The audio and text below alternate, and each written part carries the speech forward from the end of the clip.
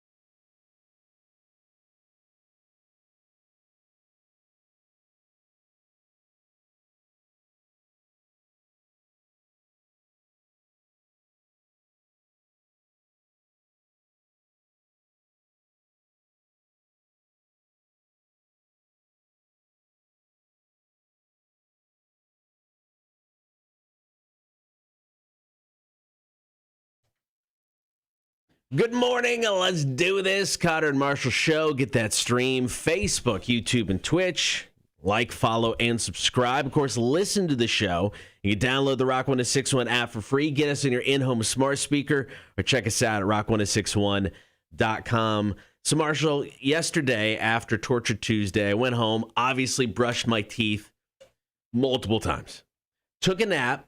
When I got up, my wife was home from work, went to give her a kiss. She stops me. She's like, did you brush your teeth? I'm like, yes. Go brush them again.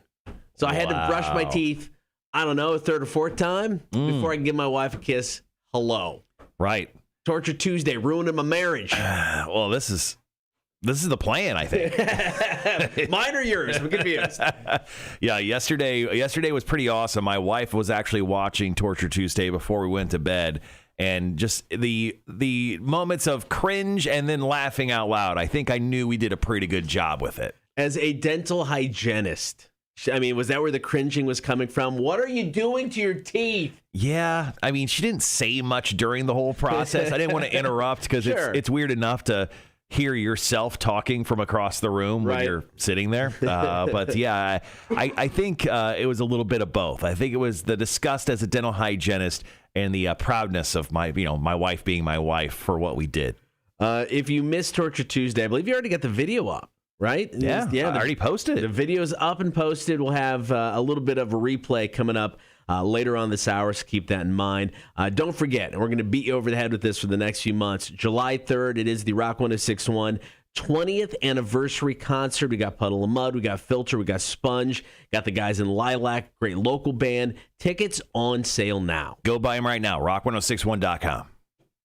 You should do it. Yeah, I think so. Yeah. I mean, everybody should do it. I mean, how often? I mean, the number one question I've been asked over the past 12 years, when are we getting the show? When is the concert rolling into town? After the pandemic, who knew if it ever happened again? Because we'd hardly got any big shows like this. Exactly. So this is one of those moments where you owe us.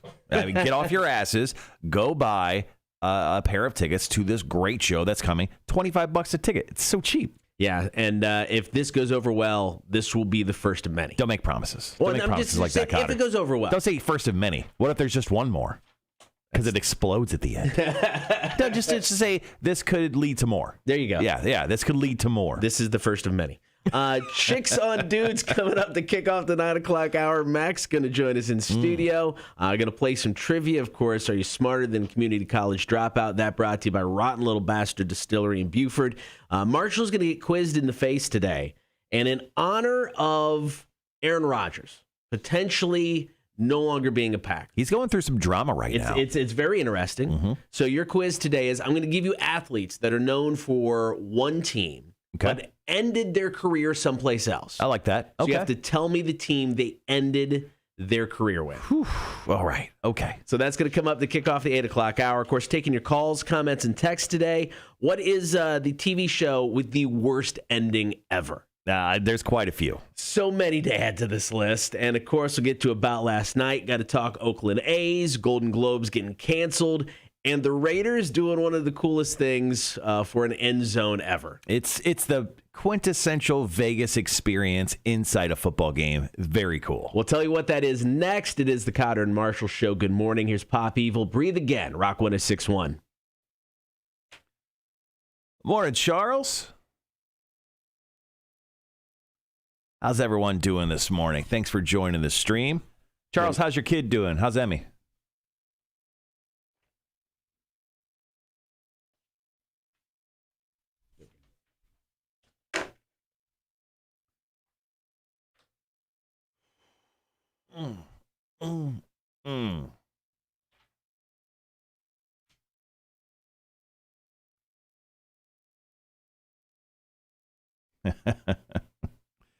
Welcome to Cotterville annual concert.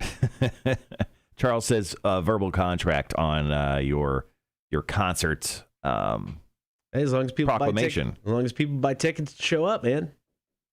I can actually look to see how many tickets we sold. That's all we need. If it does well, we'll do more. Multiple genres too, not just rock. We'll kind of run the gamut of genres. things. You say genres? I say genres. Sounds enthusiastic. What up, Andrew? Good morning.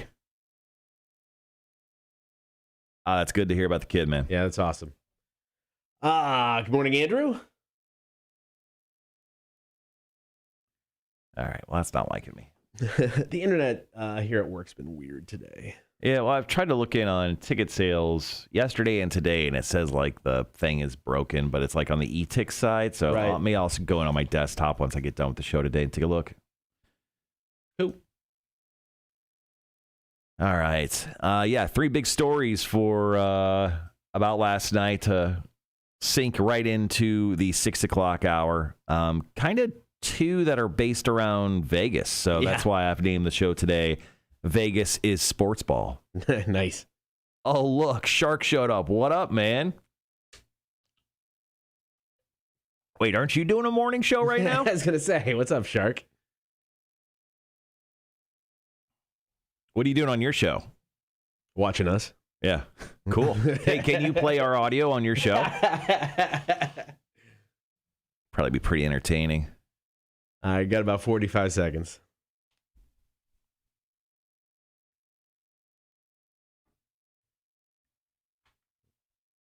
I'm not going to lie. The questions we have from Chicks on Dudes, I don't think I've really read. I haven't either. I got to look into them. I didn't even print them out this morning. Grab my coffee. I'm going to print them out. Got about 30 seconds. I don't think, I don't know if we'll go with them or not. Oh, okay. We'll figure that out. Figure that out in the middle of the show. It's all good, man. I'll have to train a new driver. I tell them to train themselves. Fuck them. Be right back.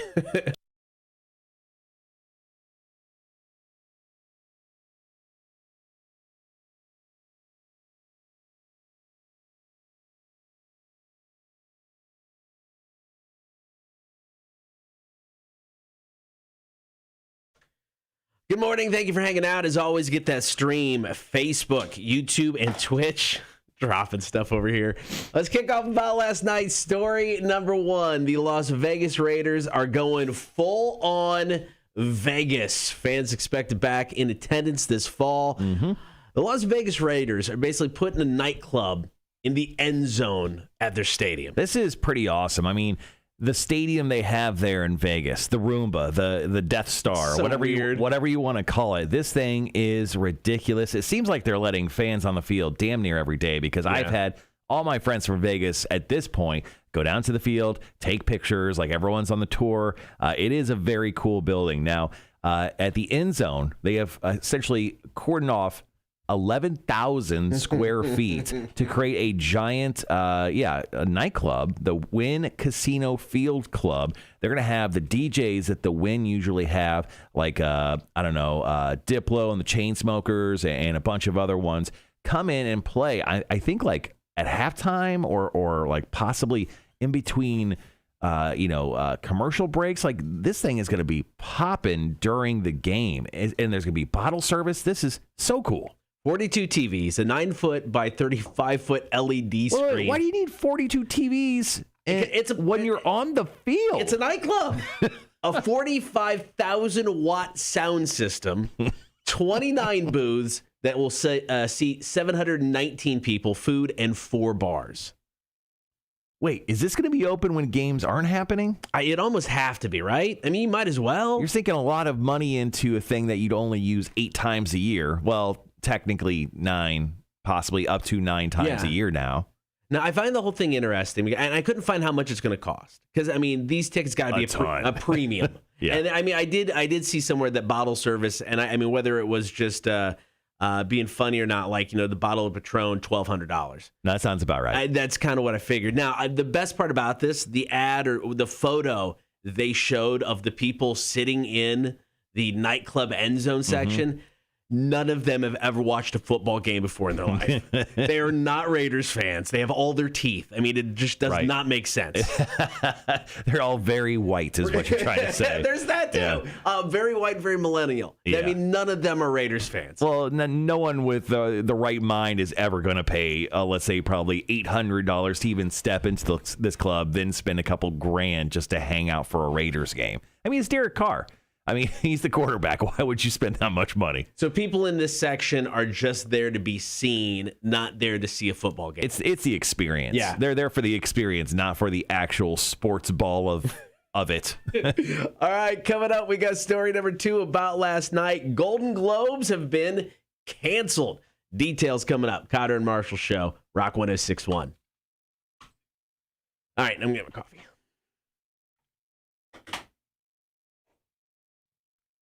Sharks playing Billy Joel right now. Billy Joel. Look at that. Oh, what the hell's going on with my cap today, man?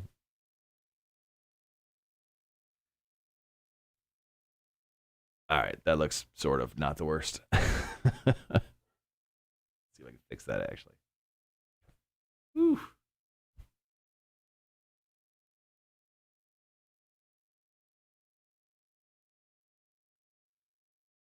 Yeah, the Vegas Wynn Casino Field sounds pretty cool, man. It also sounds ridiculously expensive and unnecessary for a football stadium, but good for those guys. Vegas has got to Vegas everything up. They got to make it entertainment centric, and I'm excited for that. Because I've been to a couple Vegas Golden Knights games, and the experience inside that building during an NHL game is unlike any experience I've witnessed at any other NHL or hockey game in general. So Vegas does it right. Vegas does it right when it comes to that stuff.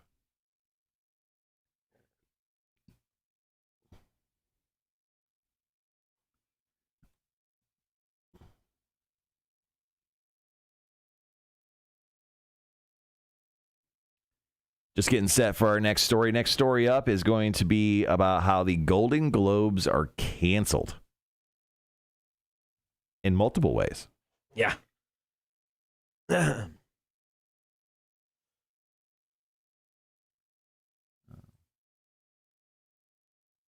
I always wonder this. You go to make coffee. You know, coffee only takes 60 seconds to make. You always run and make coffee and then come back. We have tons of time. I know. And then you always forget your coffee. I always forget my coffee. I feel like you're not thinking about the coffee making process. I'll see what I can do. I'll try to remember. I make no promises. Don't say things you don't mean. I make no promises. All right. White Stripes, Seven Nation Army coming up after commercials. Speaking of sports ball. What else we got coming up? Glorious Sons and SOS, Royal Blood Typhoons. Who cares about the Golden Globes, says Charles. I don't know. People did. Obviously not enough. NBC doesn't care enough anymore. Though they could come back. I have a theory, though. I think this has to do with ratings, and it could just be a way for them to get out. Possibly.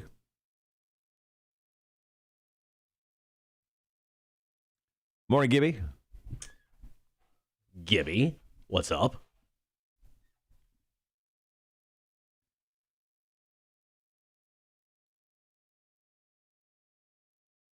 Oh, yeah, I have to read this.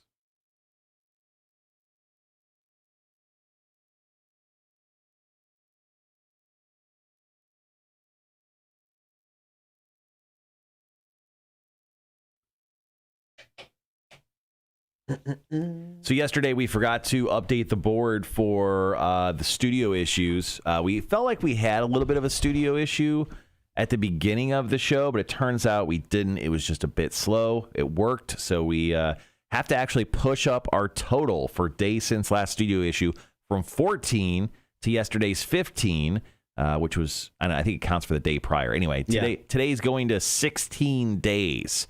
So we are over halfway to ice cream cake, guys. And yesterday, I mean, if we would have had to reset yesterday, it would have been because a pretty major issue. We would not have been able to go on the air. At least the show. Music and stuff would have still played, but we wouldn't have been able to go on the air. So, I mean, at least if we would have wiped it out yesterday, it would have been, an issue. So I have a fear that when we get to day 29, it's going to be the minorest of minor things that kills Cake Day. Yeah, I mean, currently, once again, we're up to 16 out of the 30 days that we need. We're two work weeks away from scoring ice cream cake. And just to be clear, the boss has cleared to purchase ice cream cake. Yeah. He said yes. So where are we doing this ice cream shindig at? I don't know. Got to figure that out. I mean, got to be a place we can have it. Yeah, we're going to do it like on a Saturday night. Yeah, figure it out. I think we talked about doing it the first Saturday after, because technically, if we hit our ice cream cake moment, it's Labor Day. Not Labor Day. It's Memorial Day. Yeah. And we weren't going to do it Memorial Day. We were going to wait till the following Saturday. Yeah. So I think we do like the following Saturday at like Chuck E. Cheese at 1 o'clock. No, I'm kidding. We'll do it like at a place maybe we can, get together like a bar of some sort. Yeah, a bar. Maybe one of the breweries would let us come hang out. Like they would care. I mean, yeah, buy beer. Sure.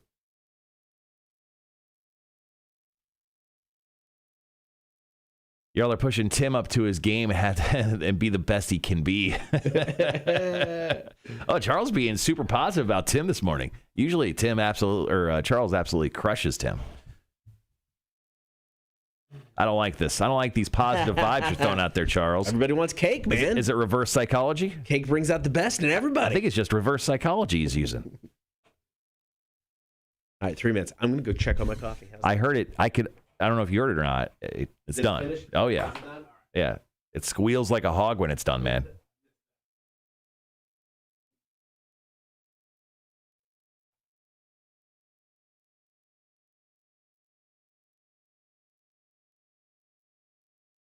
Come on. There we go. That took long enough.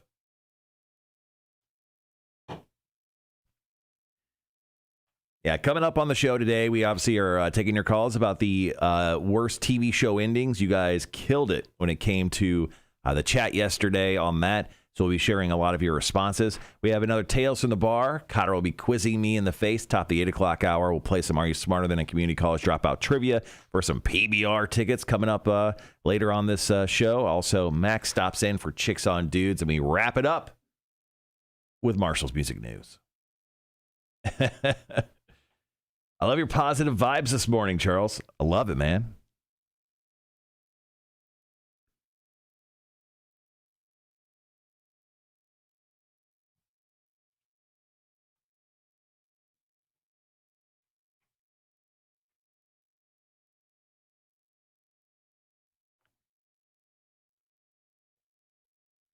Yeah, last night, outside of it absolutely pouring, during trivia. I was at trivia last night, had a good game.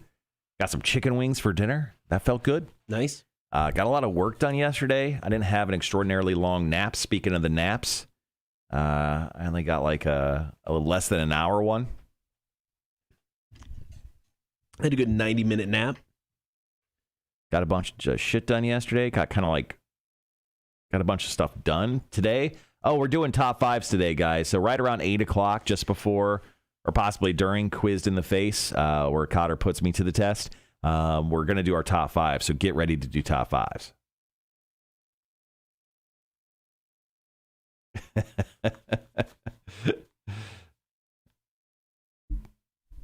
Charles, I'm praying for your Powerball tonight. Mega Millions did not turn out for Charles. Just a heads up, man.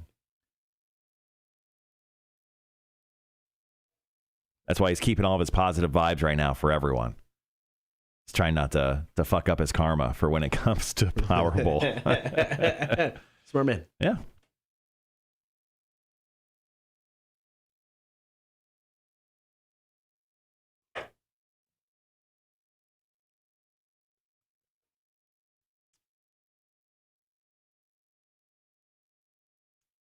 Not still Cotter's thunder, but we're 30 seconds out.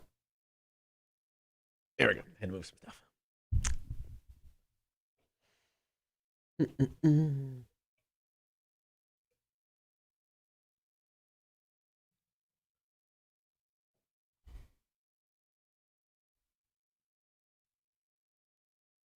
I'm doing something tonight I haven't done in more than a week. I think, more than a week at this point. Play video games. Oh, nice.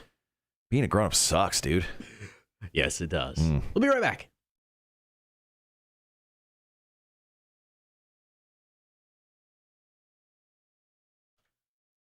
Story number 2 about last night. Earlier this week, the NBC announced they are canceling the Golden Globes, at least for 2022. It could come back in 2023. Golden Globes, of course, award show, kind of the precursor for the Oscars. Now, it is put together by the Hollywood Foreign Press Association. And for years, they've made jokes about it, how it's just a group of old white men. And it's like 50 guys. That's it. They decide these awards. And there's all kinds of allegations against this group. Lack of diversity, favoritism, misuse of funds, allegations of sexism and abuse. And I think it just finally all came to a head. And that's why NBC felt they had to pull the plug, at least for next year, in attempts to give them the option or the opportunity to improve this group. Well, the ratings were garbage. I mean, like Chicago FD, whatever that stupid there's like 12 Chicago shows. The Chicago show they air on NBC got higher ratings than the Golden Globes.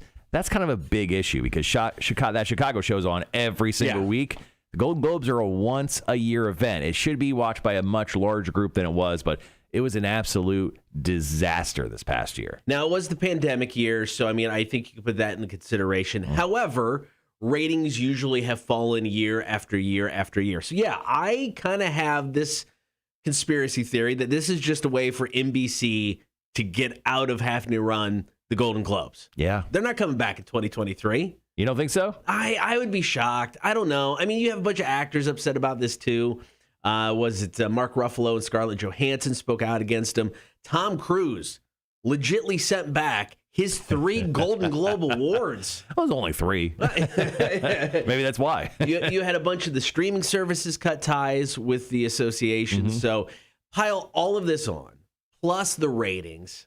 There's no way they're coming back. They don't turn this around in a year. Well, the Golden Globes folks, actually sent out a press release with a transformational change timeline. Apparently, they're going to increase their membership by 50% by the end of next year, giving new members immediate voting rights and addressing its eternal issues. That's kind of all they said, though. So, yeah, good luck for them. I don't think they're coming back either. I think they'll come back like on a TNT or TBS, maybe an IFC or something to the effect of that. But they have their own award show too, so maybe streaming only, and then definitely no one will watch. All right, coming up next, one more story to go. And about last night, could the Oakland A's be following the Raiders to Las Vegas? Got details coming up. Here's Pearl Jam in Black, Rock 106.1. I hope so. Thing is, I hope they also play, obviously, at the Death Star, at the Roomba. You almost have to. At Allegiant Stadium. Sorry, it has an official name. Charles, yeah, we're going to get to that, man. Worst endings. That is one of my, I think I wrote down 5 worst endings to television shows, and that definitely was one of them. Lost. See, I didn't mind it. Yeah, I actually wrote down, hold on, I'll share it with you right now. Lost. I still don't understand it. Yeah, no, I don't get it. I mean, I'm not saying I understand the whole, what they're trying to do. I think they threw too much out there without an ending in mind initially. And then they tried to wrap it up. But I didn't mind what the ending was. I get why people didn't like it, but I didn't mind what it was. So it doesn't test that. That one doesn't make the cut for me. We're getting a phone call. Is this Brian? Brian's been our early phone call guy. Rock 106.1, hello. Good morning, fellas. It's Dave. How you doing? Hey, Dave. How you doing? Not bad. The Oakland Raiders, when they first moved out of Oakland and went to L.A., I still have a sweatshirt that says that Los Angeles Raiders. Okay. Nice. From way back. But ever since Colin Kaepernick crap face I've quit watching professional sports altogether. Really? Except for hockey. Hockey is the only one that they've never changed. Yeah. It shows, yeah. I watch no professional sports. I don't follow. I still watch my college team occasionally. Right. But other than that, man, fuck them guys. Who's your college team? Excuse me, my team? Yeah. Michigan State Spartans. Okay. I'm originally from Michigan. All right, nice. I was born and raised there up on Lake Huron. But the other day, I forgot to tell you about this one too, fingers and toes. Yeah. When back in 1973, my sister was on a basketball team for her high school, and it was the only opportunity I ever had to go and see my sister play. And I went to sneak in the back door, and back in the day, I could wedge my finger in between the door and the jamb, and I could kind of pull the door open with my fingers. Right. And I just got the door open and had like my middle finger on it. And David Schwartz was on the other side, and he grabbed the door and slammed it shut. And my finger was in there, pinched the end of my finger right off. How do you still have hands? It's never healed to this day. Damn. Yeah, you got a bad running record of your fingertips, bro. I mean, I still got all 10 digits. That's a plus. So at this point, you got like they're just they're deformed. Yeah, at this point, you got like 9.2 digits. So yeah, I was 10 years old in '73. So damn. So yeah, I moved out of the north in '97, and I'm happily settled in the south here. So right there with you, man. I ain't going back. Never need snow again in my life. Hell no. Hell, I've lost a wife because she wanted to move back. She's like, come on, let's move back. I'm like, you can move back. I don't. I'm not. She left. She left. Like, bye. Yeah. See ya. My wife was like, nope, we will never go in north. It's only south. We're only going warmer at this point in our lives. Mm-hmm. I mean, I'll go up there to visit. You know, both my parents have passed. Yeah. And I'll go once a year just to visit the cemetery and pay my respects. Yeah. But, you know, screw all that cold shit. Screw snow, man. I don't even like it when it snows here. Oh, God, no. It's horrible. The last time it snowed here is when my mother passed 3 years ago. Oh, wow. And, yeah, screw that. I'll go up there, but I only go like end of June, beginning of July, because it's actually pleasant up there. Yeah.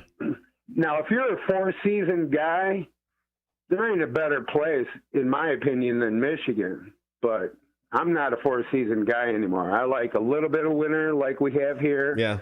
You know, for a few months, and then, 9 months of summer. Yeah. I love that shit. I'm all in, man. I'm with you.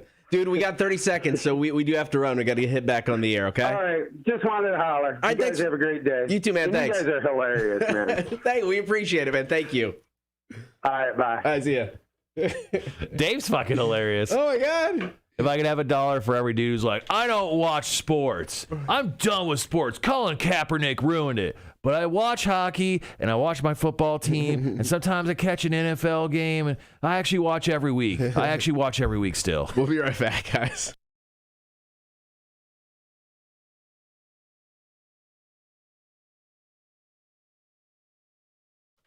Good morning. Thank you for hanging out. Be sure to get that stream, Facebook, YouTube, and Twitch. Watch the show each and every morning. Like, follow, and subscribe. We got one more story to go in about last night, and this one is about the Oakland A's. According to ESPN's Jeff Passan, the Oakland A's are threatening to relocate to another city if Oakland doesn't approve a $12 billion plan to build them a new waterfront ballpark. Yeah, this is just this is a power move. This is a power move. I don't think the Oakland A's are probably going to leave the area.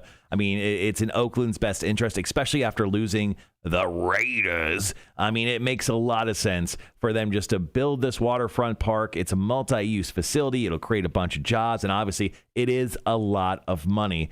But it's well worth it, especially in California, Oakland, San Francisco. I mean, those places are absolutely low with people. It makes a lot of sense, but this was a big-time power move by the A's yesterday. No, 100% agreed. And Passan tweeted out saying, the A's have expressed that remaining in Oakland and building The mixed-use development is their priority. The standstill of the project prompted today's move. The leading contender, if the A's do move, is Vegas. Now, the kick in the butt about this for fans in Oakland, first, the Raiders bail. And then when that happened, the A's kind of, gave them a little crap by saying rooted in Oakland, and made it known that they were proud to be in Oakland. And now they're like, yeah, well, we may move to Vegas too. Yeah, because you know what's awesome? Vegas. You know what's not awesome? Oakland, because there's overpopulation, crime. It is not the greatest part of the country. And essentially everyone from California has flooded into Vegas. As a former Vegas guy, even then I was like, all these California people need to get the hell out of my town. Like every single weekend, I mean, the line into Vegas would be ridiculous coming from Southern California. But, I mean, it makes a lot of sense. I mean, if Oakland can't handle all these sports teams, Vegas didn't have any. We had the UNLV Running Rebels, and they were a big deal when they were good, and it was once every 5 years. So, I mean, now that we have the Golden Knights over in Vegas, and now the Raiders, who will officially get the first real season in Vegas, I mean, Vegas is built for sports. Yeah. And especially with gambling becoming more legal or consensual across the United States, I mean, it's only going to make Vegas a more, higher touted destination. I mean, there was even plans just put out yesterday about an NBA team coming to Vegas as well. So Vegas is going to be a 4-sports team town probably within the next 10 years. I mean, I think Oakland's got to build the stadium. I mean, I agree. Yeah. They have to do everything they can to keep the A's. And I mean, it's kind of too bad because, I mean, not Oakland's a small town, but it's not, it's not a Chicago, it's not a New York. Mm-hmm. So you see in these maybe mid-level cities that have these pro sports teams that are trying to compete with a big city like Las Vegas. I mean, Las Vegas has everything. They can offer just about anything to any sports team, any sports league, where a town like Oakland, all they got is this stadium. If they don't do it, I mean, it's on them. If they don't build it, it's on them. It'll be a huge stain on Oakland if they don't get this going. So you definitely know they won't. All right, coming up next, if you missed Torture Tuesday yesterday, the box of mysteries. Going to run back some audio. If you want to check out the video, you can do that now at the Cotter and Marshall Show YouTube page. But we got some audio from yesterday's Torture Tuesday. Up next, it is the Cotter and Marshall Show, Rock 106.1. Yo, I love Dave. I don't know why I thought his name was Brian. I love Dave when he calls in, but he goes off on these weird tangents. he went from professional sports to seasons in the same phone call within 2 minutes. And that's why I was laughing so hard. He's like, "Oh, I love the South, the heat, man, but I love seasons." Killing me. Dave goes, "I love my Cali tees for years, but Oakland is a dump, honestly." Yep, we've heard that too. I've never been to Oakland. I've flown in to San Fran, but that's the closest. I've never actually gotten really off the plane. Outside of that, have you ever been to San Francisco? I've never been to California. Eventually, we'll make it out. Well, you only got a couple of years left, so you better figure this out. Ooh. Will Cotter ever make it to California? We have a magic 8-ball. I've been wanting to use this. There you go. You want me to ask that question? Ask it. You sure? Yeah. You know it's true 100% of the time. Mm-hmm. All right. Will Cotter ever get to California? Don't count on it. What? Ooh. Will the Oakland A's move to Las Vegas? Hold on. I can't read it. Shit. It literally is stuck on an edge. I think it still doesn't know. Hold on. We'll ask again. Will the Oakland A's move to Las Vegas? It is decidedly so. Okay. All right. The magic 8-ball's never wrong. You know this. I forget why I bought that magic 8-ball for.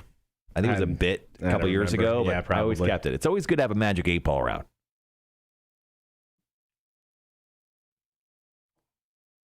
All right. Got brand new stuff from Royal Blood coming up next.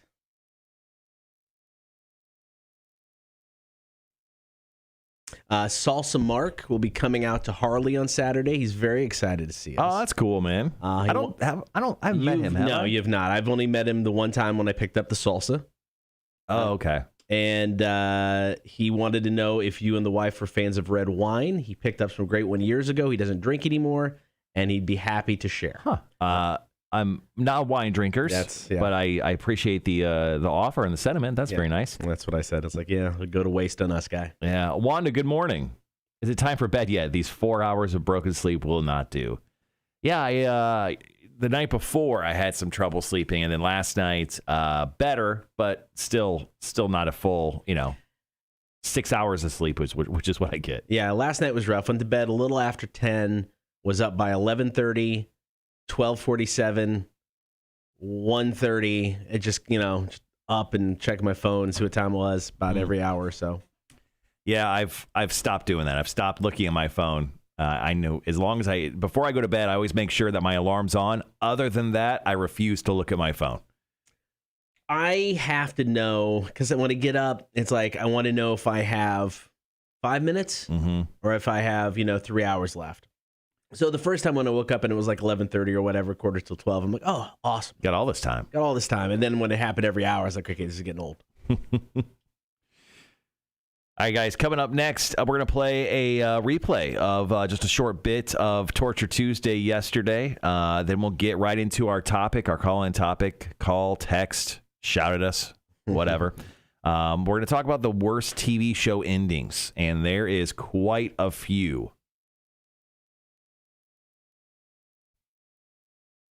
Wanda slept in the living room on an air mattress to let your hubby sleep. Good Lord. Dedication. Kids wouldn't sleep, then dogs would. Yeah.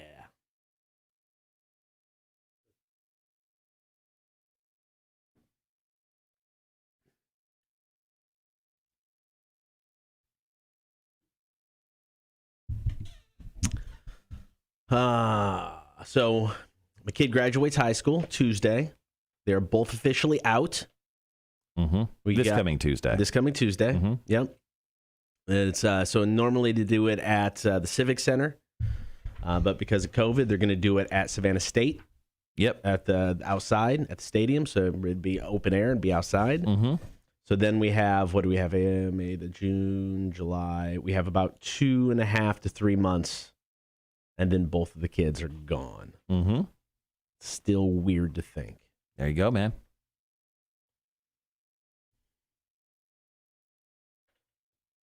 You gonna cry? No, I don't think so. Which night, after they leave, which night will you cry?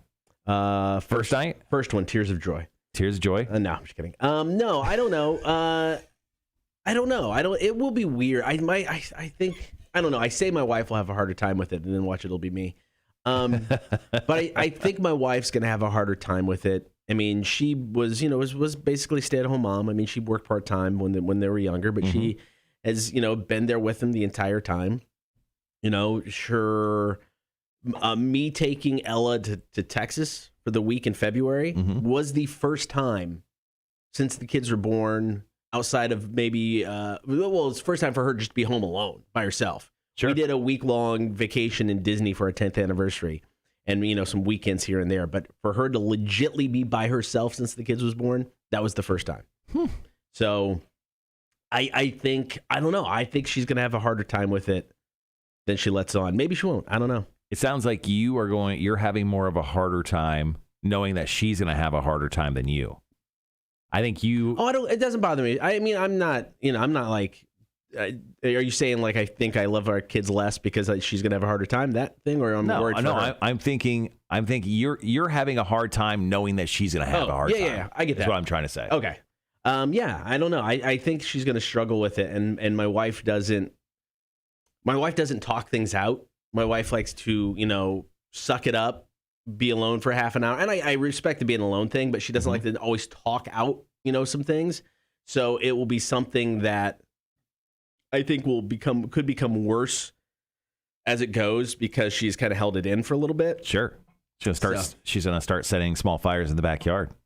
Possibly. Yeah. Possibly. Well, she learned it from you. Empty nest, walking around in undies, drinking out of the milk jug. Damn right. You say that like that's a good thing. It is. And also you say it like that's a thing you haven't been doing already. Oh, drink out of the milk jug. I don't give a shit. I'll drink. Remind me not to drink milk at your house. But no. Yeah, I'm looking forward to it. It'll be both my kids needed it in their lives. My for different reasons. My youngest needs it because she, the stereotypical millennial social anxiety type stuff. So she just needs to be forced into a situation where she kind of has to meet people, which is good. She needs it. So I'm excited for both of them.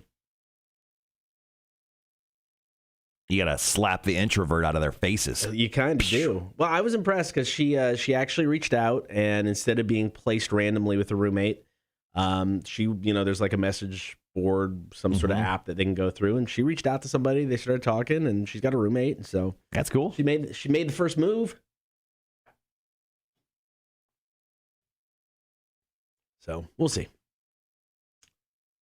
All right, guys, got about 55 seconds. How do you sell yourself on a message board to be a roommate with someone? I don't know, and because and my kid doesn't have so I think she's got TikTok, but she doesn't post anything. She doesn't have Twitter. She doesn't have Instagram. She's got a Facebook page she hasn't checked in probably about 5 years.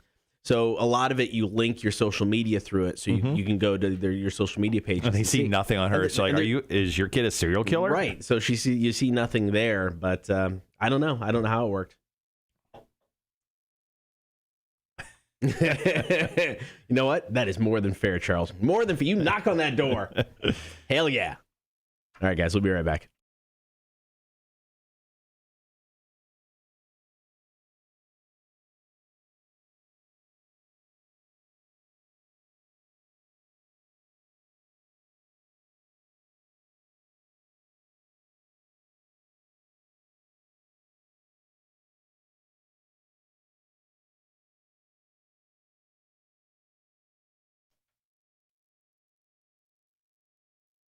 Saturday, July 3rd, Trustees Garden, downtown Savannah. We have teamed up with Connect Savannah. It is the Rock 1061 20th anniversary concert. That's right. We are turning 20. We're going to celebrate. We're going to have a party. We've invited Puddle of Mud, Filter. We've got Sponge, and, of course, local guys Lilac. First big show in the Low Country and Coastal Empire since the pandemic. I just hope everybody can come out and help us celebrate. This is all news to me. The first time I've heard it. That's kind of crazy. Cotter, that sounds pretty cool. Glad you pay attention to the show that you're on, where we made the announcement just about a week or so ago. If you wanted tickets for this, where would you buy them at? It's really simple. You can go to the website, rock1061.com, or etix.com. I've heard of them. Search Rock 1061. Buy your tickets. Else, can I get them at Kroger? No. What about Publix? Nope, definitely not Publix. So only online. Only online. I don't have a phone or a computer. Do I just wish them to myself? Go to your local public library. Okay. Use the internet there. I've been kicked out of the library. And buy your tickets. Yeah, we had a situation, if you know what I mean. You got a buddy somewhere that's got the internet. Oh, okay. Cool. You'll be fine. Yeah, it's all good. Jimmy, the internet guy. Yeah, you don't have a Jimmy? I don't have nothing. You got internet. You got to have a Jimmy. All right. So get your tickets now. etix.com, rock1061.com. 20th anniversary show on Saturday, July 3rd. Yesterday, Torture Tuesday, the Box of Mysteries. It was a very interesting Torture Tuesday. Once again, here over the past month or so, I've had Torture Tuesdays that had the psychological element that Torture Tuesdays in the past didn't have. I was blindfolded in one. Right. Here, I'm just reaching blindly into a box, feeling weird substances, trying to figure out what they were. Or I had to brush my teeth with them. Yeah, and you're an emotionally fragile person. So these last two Torture Tuesdays broke you. They wrecked me. Absolutely wrecked you. Speaking of, you can actually watch them in full with video and sound over at our Facebook page on Rock 1061. I posted it up yesterday. But yeah, yesterday was interesting. I didn't know how it was going to go because it was something quite like we haven't done before. Now, we've done Torture Tuesdays for years against one another, as we did the afternoon show before we moved over to mornings a few months ago. But this one was definitely interesting, and I thought it was honestly pretty good. Yeah, no, I thought it sounded really good. It was disgusting, but I thought it sounded good. Yeah. If you missed it, here was the start of yesterday's Torture Tuesday. Dish number one is in the Box of Mysteries. I'll go ahead and switch over to that. So once again, dish number one is inside the Box of Mysteries. Cotter, if you could, place your hand inside the box. Feel what is inside that bowl. Ooh. Ew, what the heck is that? I did not expect that at all. It's so gross. It's so thick. It's pasty and it's thick. Oh, I did not expect that at all. All right, Cotter, go ahead and try to take a guess at what those two items are. I'm going to guess mayonnaise and grits. Ooh, Cotter. Not right, is it? Unfortunately, you're not right today. Once again, what you actually felt. What you actually felt, Cotter. What is that? What you actually felt was wasabi and some sesame seeds. Oh, okay. And go ahead, and you'll have to brush your teeth with that. Once again, need more napkins. a great day to live stream. Oh man, that's just strong too. Once again, it's a great day to watch the live stream. Cotter's taking a big old. Go ahead and show it off to the camera. There we go. Once again, I'm not gonna go chintzy on this. Once again, a big old scoop of it. Go ahead and brush your teeth with that. I can't wait. Cotter's got the toothbrush. Get on camera. Get on camera. Oh my God. Cotter is brushing furiously from his molars to his canines. Oh my God. Are you going to puke? Okay. Was that just delicious? Okay. It's such a weird combination because I don't mind wasabi, and you wouldn't think sesame seeds have a horrible taste. That's disgusting. Well, and the heat's getting to you, too. Yeah, it was just utterly the combinations of foods that you picked were spot on for this Torture Tuesday because none of them remotely went together, and they were all disgusting, and they just piled on top of each other, and it was just, by the end of it, my mouth was just this weird, pasty, kind of wretched hole. Yeah. More than it usually is. Yeah, the wasabi, I can only imagine the crunchiness of the sesame seeds must have felt odd because you probably had some stuck in your teeth afterwards and you crunched down on. The one I still hold true that I think actually kind of looked good was the vanilla bean yogurt with the extremely hot Cheetos. I was like, I kind of want to try that. That is the one that and like I said, I wasn't going to throw up, but that's the one that really got my stomach queasy for some reason. Nice. So none of my job. Yeah, no, none of this was good. But if you missed it, like you said, Marshall's got it all posted up on the YouTube page, social media. Coming up soon, we'll get to more Torture Tuesdays, including they've got version 3 of the Death Nut Challenge. And I think that one's up next. Woo! I don't know if I'm emotionally ready, but we took a break from some hot challenges just to, kind of get ready for this big one because we knew this one would be epic. So more details about that coming soon. Coming up, top of the hour, going to take your calls, comments, and text, 800-394-1061. What TV show has the worst ending ever? There's a lot to complain about. Game of Thrones. So many to pick from. Call, comment, and text 800-394-1061. What TV show has the worst ending ever? We'll discuss after 7. It is the Cotter and Marshall Show, Rock 1061. All right, guys. Yeah, Torture Tuesday yesterday was fun. On the when I edited the video and then actually just sitting there and watching my wife watch it. It was fun the second time as well. Good.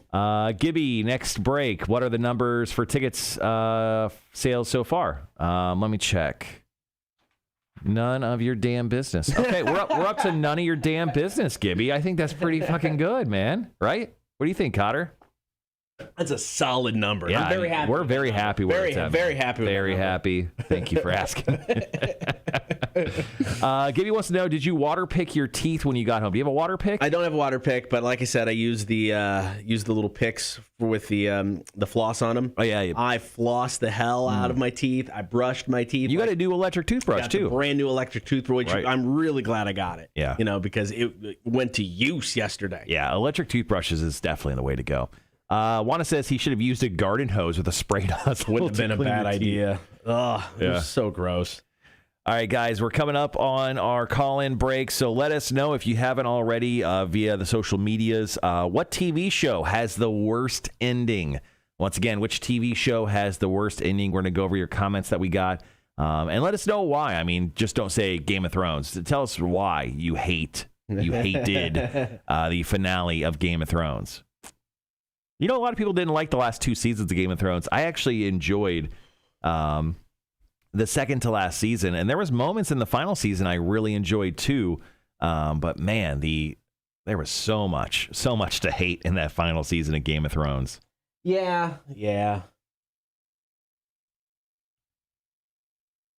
I mean, I think with the second to last one, I think the problem with that is there were moments where it was really, really good, and you could still feel that it was just going. Everything started rushing so quickly in that last season or the second to last season to get to where they needed to be to end the show. So I think even though there was moments in that second to last season where you went, "Oh, this is good," you still felt something wasn't right, and it was leading down a path of disappointment. Yeah, I don't know what was going on with that last season. What up? Good morning, Mac.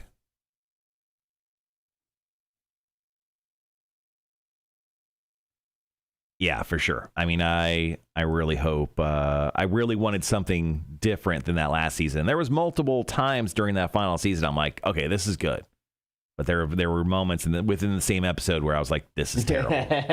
100%. Yeah, that's kind of how you knew. It's kind of how you knew it wasn't turning out great. All right, guys, once again, drop in what your most hated TV finale of all time is. Then let us know why in the comments as well.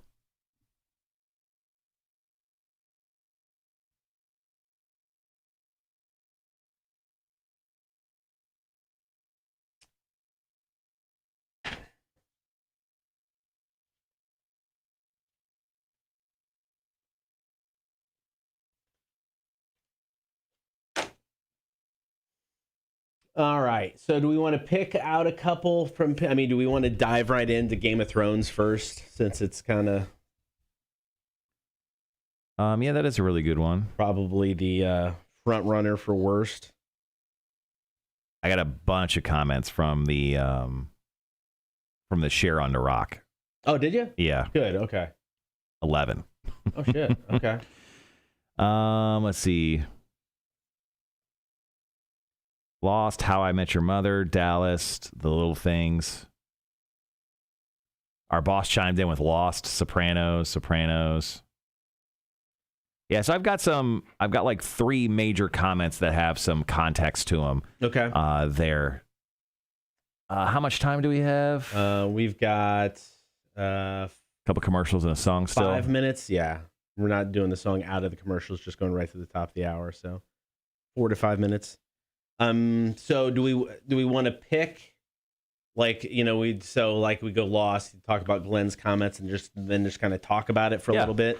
And then we go, Game of Thrones, talk about Game of Thrones. Sopranos, we can share ours. Where do we want to start? Is there Matt commented with True Blood. Didn't follow the book's storyline, shocker. And Sookie didn't end up with who you thought besides the book ending. Never watched True Blood. I watched it, never read the books. Who would have thought?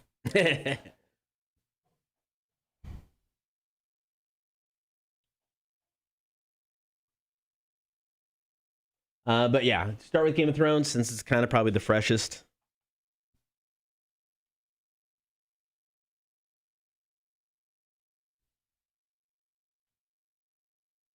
Food for Bonnaroo, don't forget, still got a few days left. Foo Fighters coming up here in a little bit. Text the name in, 800-394-1061. Name of the song, your chance to score 3-day passes.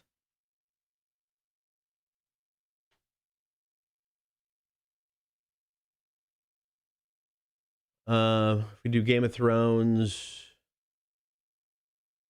there's the Glenn Kelly one about Lost. There's Doug's about, mentions How I Met Your Mother. Yeah, on the Cotter and Marshall page, we have people that mention Firefly. Bob mentions nothing compares to the disappointment of Game of Thrones. Yep. Dexter was up there. Lost was up there. Those are all of those I agree with. Yeah. Never watched Dexter, so but I heard the ending was just atrocious.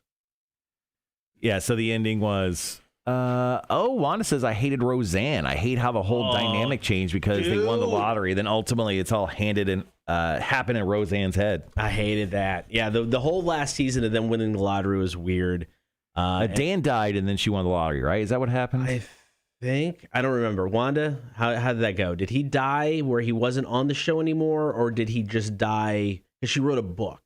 Because she changed. So it's like the characters that we saw on the TV show, their personalities were like flipped in the book she wrote. So the ending reveal was this one's actually kind of this person, and this one was based off of this person, and they took everything you watched over the entire run of the show and said, F you guys. Yeah, that's fucking stupid. Yeah, I agree. That was a bummer of an ending. All right, well, let's leave Wanda's comment and Mac's comment for the second break. Sure. This break, let's go ahead. Let's talk about let's jump into Game of Thrones and then maybe just bring up a few each of just quickly maybe of TV innings that we didn't like. Okay. Let's see. I'll hold off on How I Met Your Mother since we got a comment there. We can save that. But I got a couple that we haven't gotten comments on, then Lost. We can save that because that's a good one. But I've got a couple we haven't gotten comments on that I can bring up. Gotcha.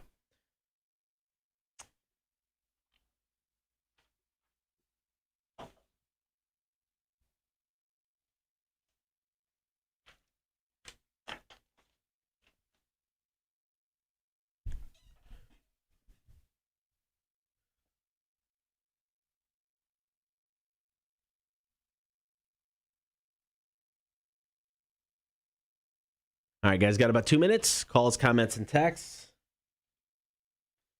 TV show has the worst ending ever. Oh, we got that list, too. I forgot about that. We actually do have something to base it off of. I'll run down some of that real quick if we want, or we can skip it. We have plenty. Now, why don't you kick it off with that? Okay.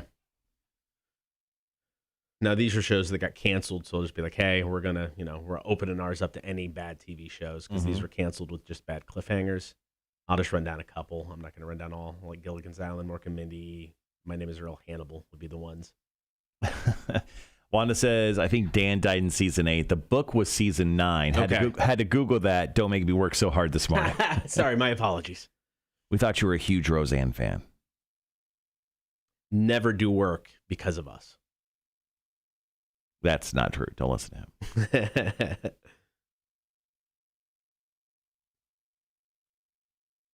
All right, got about a minute. We'll hop into this.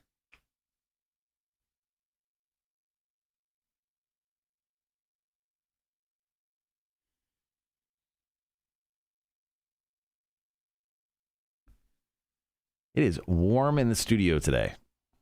Yeah, we can check the AC. I mean, not that it always hits the studio, but it was down to like 70 yesterday. So the AC was set at like 70, so I jacked it up a little bit. So don't know where it's at now. I got about 30 seconds.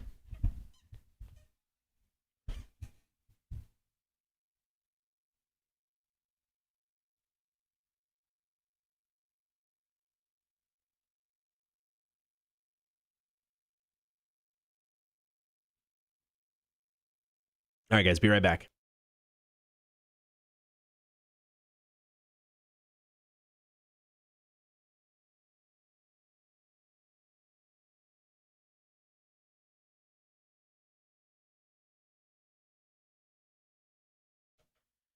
Good morning. Thank you for hanging out on the air. Of course, you can join the horde on the stream. Watch us every day, Facebook, YouTube, and Twitch. Be sure to like, follow, and subscribe while you're there. This morning, we are taking your calls, comments, and text. 800-394-1061. What TV show has the worst ending ever? Now, we came across a list from the Wrap.com, a list of TV shows. Now, these were ones that were canceled and kind of stuck with an awkward cliffhanger. Right. Because they never got to come back and wrap things up. We're going to open our topic up to any TV show with a bad ending. But some of these were, Gilligan's Island. It just ended. It got canceled? They never got off the island. What? They had some movies later on, some TV movies they did. Oh, okay. But from the show standpoint, never got off the island. Always stuck there. That's just sad. My Name is Earl. I love that show. Yeah. And once again, it got canceled. The very last episode featured a to-be-continued tease that they never got to pay off on. And they should eventually come back and do a little something with, especially with that series. That was a beloved series for a minute. Now, one of your favorites, Hannibal. Shame. The show ended with Hannibal and the other main character, Will Graham, falling off a cliff together, a literal cliffhanger. Yeah. And you don't know, no resolution, because it got canceled. Yeah, I mean, the series creator has gone on to try to, like, extend the series of the show. He's gone to Netflix and everything, but Netflix didn't really want to touch it. Really? That is one of the most beautifully done shows that I've ever seen. If you guys haven't watched Hannibal, that aired on, I think, NBC, and they put it on, like, Friday nights at 10 o'clock. Like, they never really gave it a chance, but it ran for 3 seasons, and it was so good. Well, that's just it. I mean, I heard it was fantastic. I mean, more from just you. I mean, critics loved it. It was seemed to be well received, just never really got the ratings. So call, comment, and text 800-394-1061. What TV show has the worst ending ever? And Bob, I think, sums it up. Nothing compares to the disappointment that was Game of Thrones. I mean, I was throwing Game of Thrones watch parties in my house. I was having 10 plus people in my house every single week for the final season of that show. And every week it was a weird vibe. Like, I mean, I held parties at my house for a couple of years, and like the season before, everyone was like, we were jacked. We were like screaming at the television, so excited in that last season. Everyone shut up because they just couldn't believe what was happening on our television. There was one episode you couldn't see what happened. Yeah, there was other episodes where what was happening on the screen was so unbelievable, and it's a fantasy show, right? That you're like, this is possibly the worst thing I've ever seen. It was so bad on so many levels. I don't think there's ever been a show that has both benefited and didn't benefit from the fact that you can have like a 6 to 7 to 10 episode season. Because in the beginning, the shorter seasons meant every episode meant something. There was something going on that was important in every episode. But by the last 2 seasons, they needed like 4 extra episodes each season because now they're trying to cram so much in. And they're rushing to tell these stories where the episodes started to mean nothing because, like you said, they kind of became unbelievable. And it was, I don't know, I was so terribly disappointed. Like there was laughable moments in the final episode of Game of Thrones.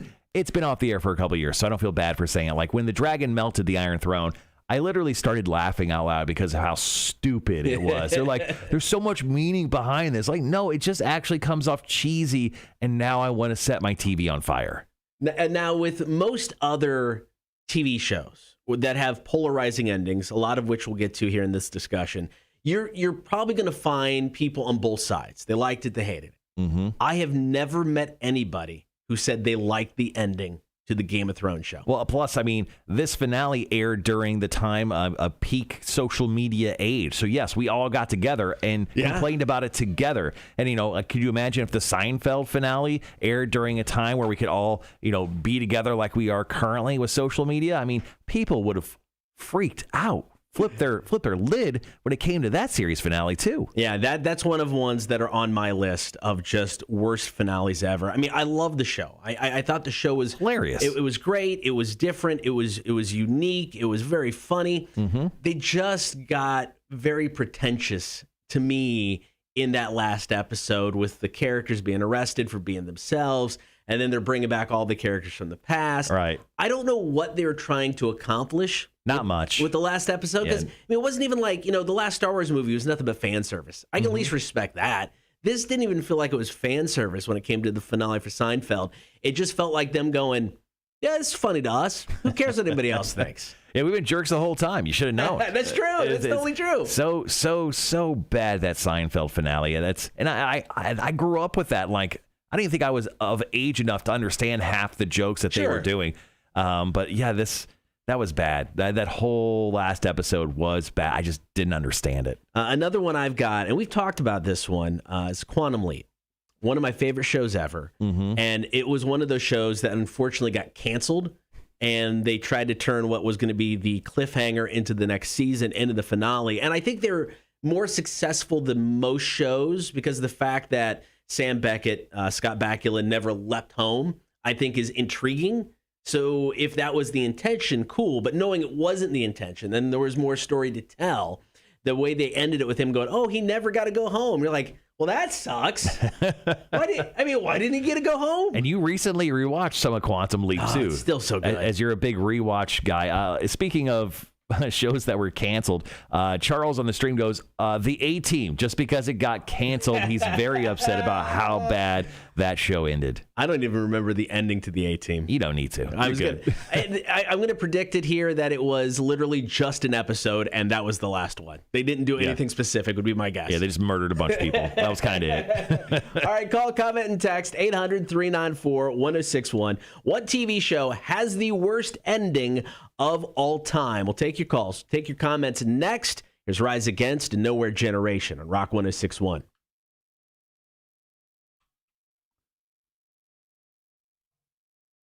Good morning, guys. Good morning, Wanda. Yeah, guys, let us know what TV finales you guys absolutely hated. But just don't put out a bunch of shows. Tell us why you didn't like it.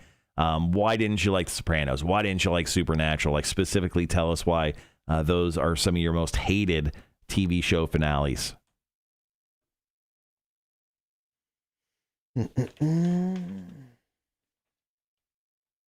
Yes, that's actually true, Wanda. St. Elsewhere, it was like all within the boys, like autistic kid's mind. Yeah. Yeah, that's just I hate that as an ending. Yeah, it's just a cheap way to go out. I will say the best ending ever, and this is, I mean, I say that's a cheap way to go out and I hate it, but then one of the best endings ever was to Newhart, where Bob Newhart had the Newhart show, and then he had multiple shows and they all had his name on it. So the last one that was in the 80s, where he lived up in Connecticut and he like ran a resort home or whatever. It was getting weird toward the end of it. And in the season finale, he wakes up in the bedroom of his previous Newhart show, turns on the light, and then his wife, the lady that played his wife, Suzanne Prechette, I don't know, wakes up in the bed next to him. And that whole thing, the new whole series was a dream. And the fact that he got to throw back to a previous series, to me, I thought was fun. Yeah, because they did a like a skit of that from Breaking Bad, where it was Walter White, and Walter White woke up in bed with his wife from Malcolm in the Middle. Right. They did a little skit, I think on Saturday Night Live or something with that. It was pretty funny. Okay. All right, we got about 2 minutes. Which ones do we want to cover here? Rhett brought up Sopranos. Yeah, let's talk about the Sopranos a little bit. I never saw that show. I did. I didn't watch the last few seasons, but I did go back and watch the finale. We could bring up Dexter as well. People brought up Dexter. And then let's bring up a couple of Facebook comments. Oh, sorry, excuse me for yawning. We got, what is it, Ash?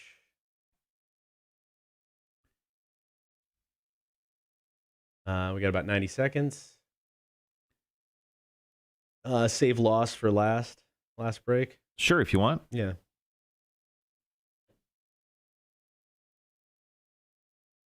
All right. So what did you want to do here? Do you want to do Sopranos and Dexter? Yeah. Okay. I did not watch Dexter. You didn't watch Sopranos. Fair enough. It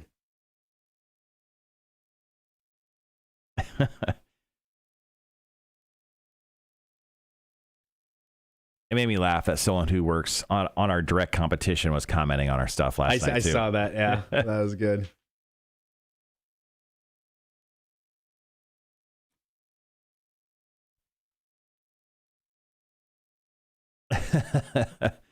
Yeah, we'll definitely talk about Dexter, and yeah, I guess we will ruin it by talking about the finale.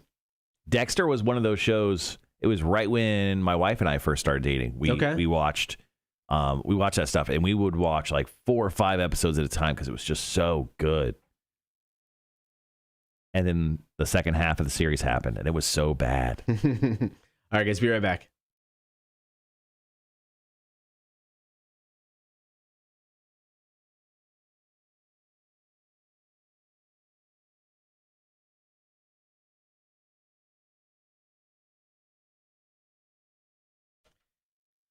We're taking your calls, comments, and texts this morning, 800-394-1061. What TV show has the worst ending of all time? Rhett commented on the stream, and he brought up The Sopranos, because if the unknown, it just kind of fades the black at the very end.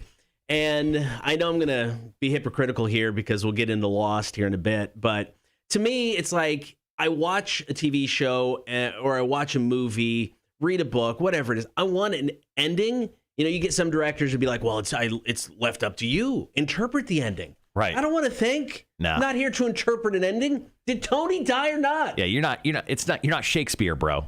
It's a simple yes/no question. So, yeah, I mean, it's super frustrating because, I mean, that show was so good. I mean, it was kind of at the start of, I still think we're in like a golden age of television right now. And that show kind of came out at the start of that, late 90s in HBO. And, it was one of the first ones that didn't have a bunch of episodes in a season. So the stories were concise and to the point. I mean, there were a few seasons in the middle for me when they actually went over to Italy and kind of got involved with that to where it was like, all right, not as cool as maybe the first couple, but none of it was bad. And then you get that ending and you're in the diner and you have all these people around, the family sitting there, and you're like, oh man, something's going down. Someone's getting shot. Oh, this is awesome. This is how it's going to go. Did my TV go out? What happened? What happened? I mean, there were people who thought they lost power. There were people who thought HBO went on the kaputs because the TV just literally went to black. Yeah, there was a lot of people who had major issues with The Sopranos. I remember that because like cable companies would get called, like Xfinity and everyone was getting calls saying HBO ruined the finale of The Sopranos because they misedited the final episode. They're like, nope, that's actually just how it ends, sir. They're like, oh. Yeah, I just don't leave it up to my interpretation. Be a little bit more, this is what happened. I mean, if somebody wants to interpret it differently, cool. I don't care. But I mean, Tony die or not? I wanted to know. Yeah. So actually, funny enough, with The Sopranos, we had a afternoon show on the radio station I was working at in Las Vegas who loved the way it ended. And they were actually ending as an afternoon show. So just a few months after, they actually just faded out their show to end their final episode ever. Okay, I kind of respect that. Yeah, that's pretty funny. It was very, very awkward to hear on air. It was probably just as awkward to hear as it was to watch with The Sopranos happening. Another one that a lot of people have been bringing up, and I have not seen it. I know you were a fan of it, and that's Dexter. Wanda said I really like Dexter, but we stopped watching. Now, I heard that show was fantastic. It was to a point. Okay. Now, Dexter, it lasted for 8 seasons. The final episode aired in 2013. The first 4 seasons are some of the best stuff at that time on television, I thought. Dexter aired on Showtime. Showtime not known for having the best series out there. It's just mostly the movie channel that you'll watch when nothing's on HBO. But Dexter was so good. We started, and then seasons 5, 6 happened. You're like, okay, this isn't great. And then 7 was utter garbage. And then 8 was like, it was like watching your friend who just got shot in the back kind of crawl to their death. And that's exactly what the last season was. It wasn't fun. The show ended with Dexter taking his boat, going out into the middle of a hurricane and disappearing from the world because he was kind of caught. Everyone found out he was a serial killer. And then we find out with an after scene, like an after credits or mid credit scene, that he's now a lumberjack in Alaska and he has the worst fake beard on in the history of ever. And you're like, that's how you're going to end this thing? It was so bad. But the great news is, at least with Dexter, is we're getting another season. They're going to do one season to kind of make up for that final season because they knew how bad it actually was. And there's teasers already out for this new final season of Dexter. I think it's coming out before the end of the year. And it is only one season? It's going to be one season. Okay, that's not bad. Well, that we know of right now. Yeah. I mean, if it's great, you never know with these guys. And then they'll screw it up again 4 seasons from now because they don't know how to wrap it up. You know what? You never learn sometimes. Another one that I think would make my list, and it made my list of one of my favorite TV shows, is How I Met Your Mother. I mean, you have this entire build-up. I mean, the whole story is meeting the mom. And then you get to that final season, last few episodes, you meet the mom, and then you kill her off pretty much instantly. I mean, you knew once you met the mom, the show was basically done. Sure. But they kill her off, and then Ted ends up with Robin, who he started with in the very beginning, and that's how they end the show.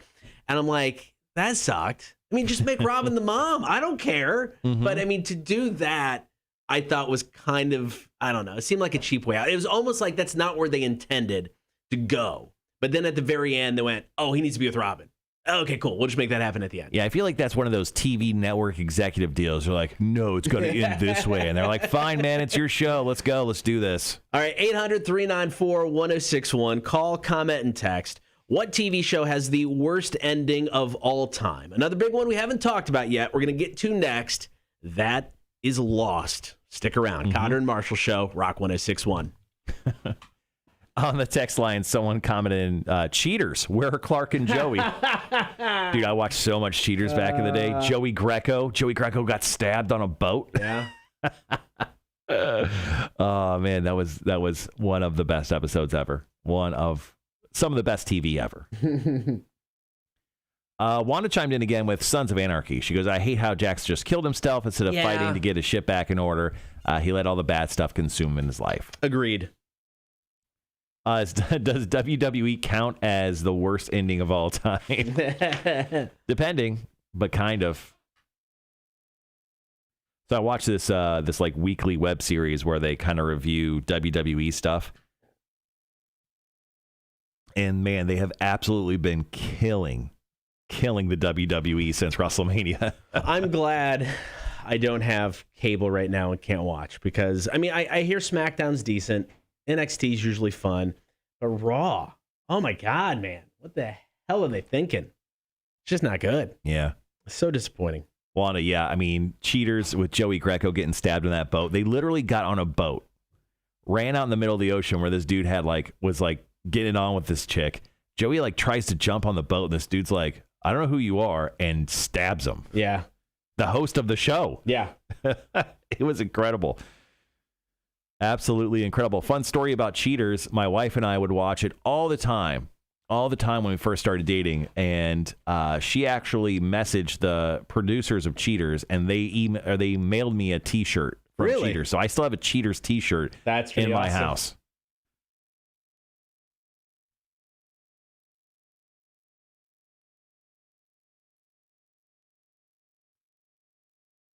Yeah, so there's been 3 hosts of Cheaters. There was obviously the very famous Joey Greco, and Clark James Gable was the last host of Cheaters. They stopped making Cheaters back in 2019. That show ran for 23 years. Holy crap! Damn, I had no idea it was on that long. It was just a low budget type of thing. Yeah. No idea it was on that long. That's amazing. Let's see. Michael says, Raw's been hard to get into lately. Wanda says, my hubby hated watching it with me. He always said some smart-ass shit when it came to Cheaters. Oh, okay. Yeah. Yeah, Michael, I mean, I would watch it. I would DVR it and probably fast forward through a lot of it, but I would still watch if I had the opportunity, so I'm kind of glad I don't right now. I do miss NXT, and, I hear Dynamite's, good. Can't you watch NXT on the WWE Network? It might be on days later. I don't know, but it's on USA Live. Okay.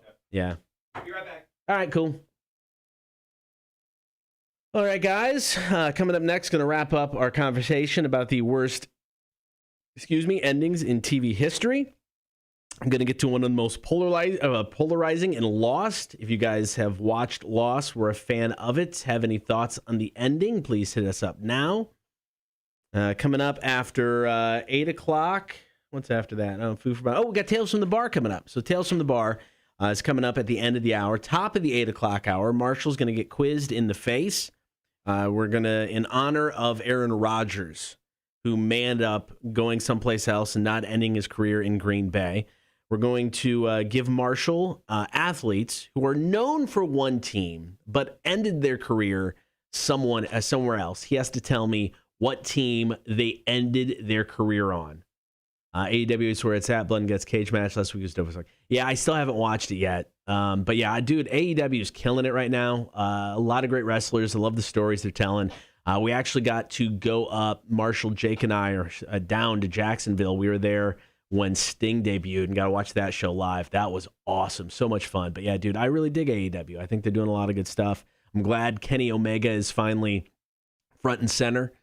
Took him a while to get there, which I get. That's cool. But I'm glad he's finally front and center and enjoy what they're doing. It's a lot of fun.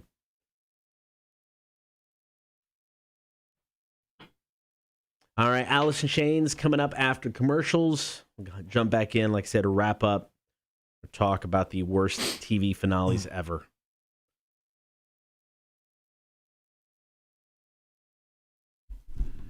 All right, back. Just had to get my secondary energy drink for the day.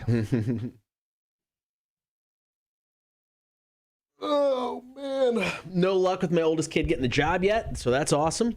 Uh-oh. I know.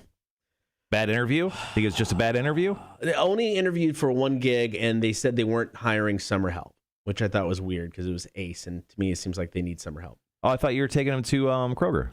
Went to Kroger and hasn't had an interview yet. So went in and applied. So this isn't good. So I was thinking this isn't good. He needs a job. No, he needs a job. So I mean, unfortunately, if he doesn't get the job, he's probably going to have to take a gap year and not go back to school. Right. Because he doesn't have the money, and we don't have the money to pay for all of it with both of them going to school now. So, but in a weird way, it's probably good because I think we talked about it the other day. He seems more interested in playing D&D and stuff like that than school. So if he could take a year off, it may not be a bad thing, not wasting money. So we'll see. So he'll still be in Kent, just may not be going to school next year. We'll see. But there's some of the trivia writing that I do for the side gig that my brain is just fried on. So I was kind of thinking, hey, here's all these picture rounds and mix and match rounds. Write these and I will pay you money. Then I don't have to do them. Yeah. Well, then are you teaching your kid a lesson with actually getting a job? You're solving your problem for him. He's trying though, and I can't make a place hire him. And without having a license, his where he can get a job is very limited to that Berwick area. So gotcha. Yeah. I love that Aaron just jumped on, and Gibby and Wanda both said good morning, Marshall Jr. What up, Greg? How you doing, man? Good morning, A-Dub. Good morning, Greg. That's so funny. That is awesome. It's a rainy, chill morning. Yeah, it is. This morning, man. Today and tomorrow? Then is that it, rain? Tomorrow is the return of hoodie weather. So this is pretty much the last day you can get away with wearing a hoodie.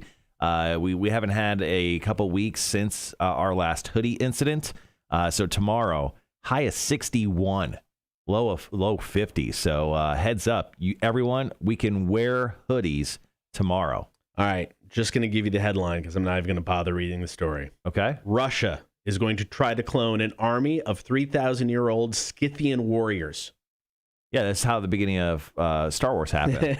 They're creating the clone army. Oh, interesting. There you go. All right, there you go. Russia, thinking outside the box.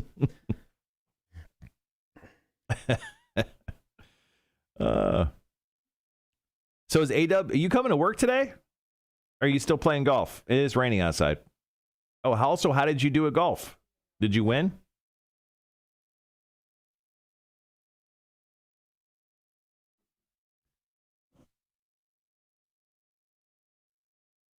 So the roofers just actually showed up. They're walking around our building right now to see if there's any leaks in the... I think we're okay in here. For now. There wasn't any water on the countertop over there? Oh, no. When you came in? Nope. That's a plus. Kind of surprised, actually. Saturday for King of the Hog, 75. It's going to be perfect. Oh, the weather's going to be great. So that means there's going to be 1,000 gnats out there. It's true. On my way in, shot a 73 for the victory. Nice. How are we working this last break? I figured, is there any other comments we got that we want to mention briefly?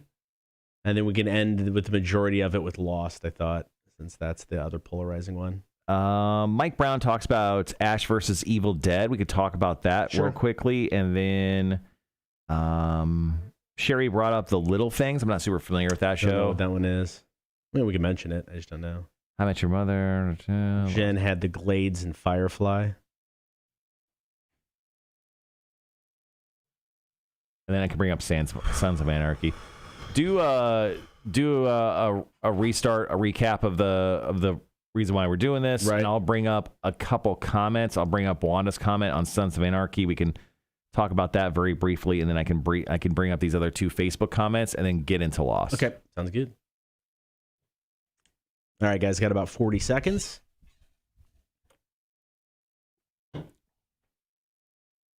Hey, Greg, if you're watching right now, watch this. Coming that shit for you. You like that? Usually you have to pay for this sort of stuff on OnlyFans. It's a private video I just did for everyone. Greg yesterday told me I needed to comb my beard. I just combed it for him live. That's true. Live on the stream. So you're welcome. I'll give you my Venmo. You could give me like $10 for that. We'll be right back, guys.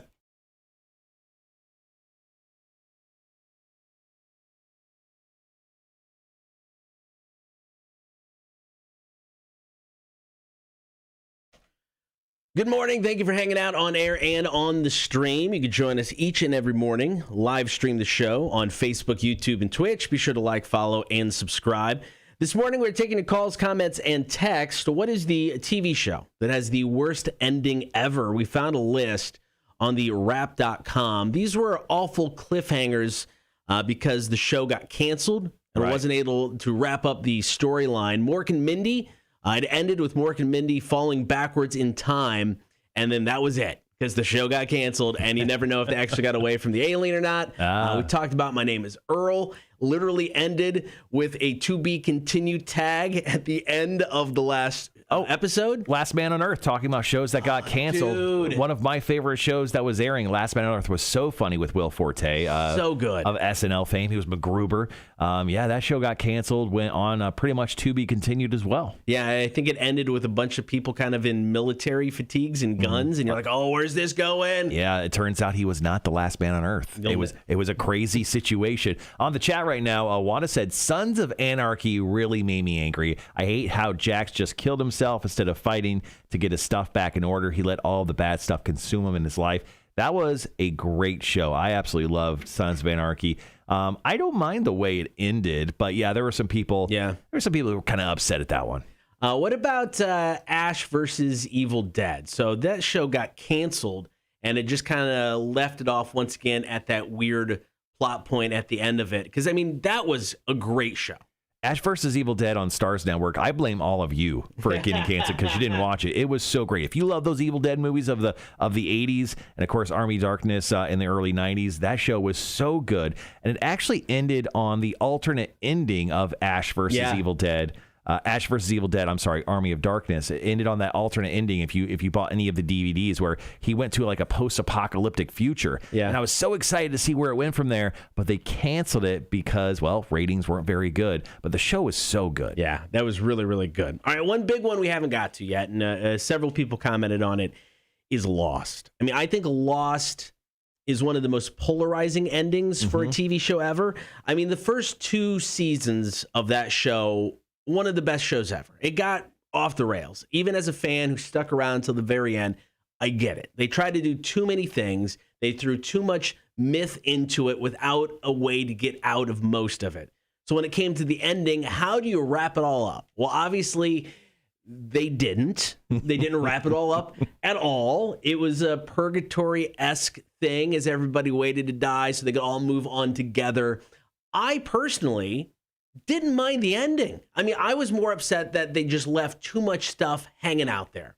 I didn't necessarily like the last season with the Man in White and the Man in Black. Some of that was a little too much for me. Yeah. But the ending, I'm like, you know what? I'm okay with it. This was the most important thing they did in all of their lives, so they get to move on together. Yeah, it was a little too Jesus-y at the end. And I get that. In the smoke monster and the polar bear, like I think there were some answers to that. At this point, I've forgotten them. I actually wrote notes about some of the worst finales of all time, and this is the final one, and I actually just wrote this. I still don't understand it. Like once again, you have to explain everything to me like I'm a 5-year-old for the most part. I did not understand it. Yeah, I under purgatory and they're all in a church at the end. I'm like, the hell? What the hell was that? 7 years? 7 years of watching your show, 24 episodes a season. You know, you killed off half the characters alike, and then suddenly I have to just be like, oh yeah, cool. This is it? Get out of here. I mean, I think they dug themselves so much into a hole that there was no way for them to get out of it. But it kind of freed them up to put together an ending like that where it didn't necessarily make sense. And it's like, none of the other stuff made sense either, so why should the ending? This is one of the shows that should get a reboot. And I don't need a continuation. I don't need to know what's up with the characters now.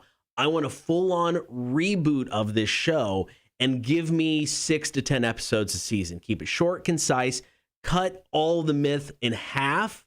You know, maybe eliminate some of the stuff that was in it, add some new stuff. I would love to watch a reboot of this show. Yeah, I mean, essentially, it was a dramatization of Gilligan's Island. So give me more of that. All right, you can continue to comment and text 800-394-1061.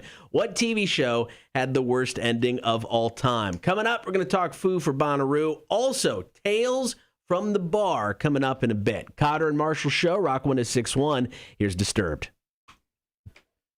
What up? Good morning, Jeremy. Thanks for joining in.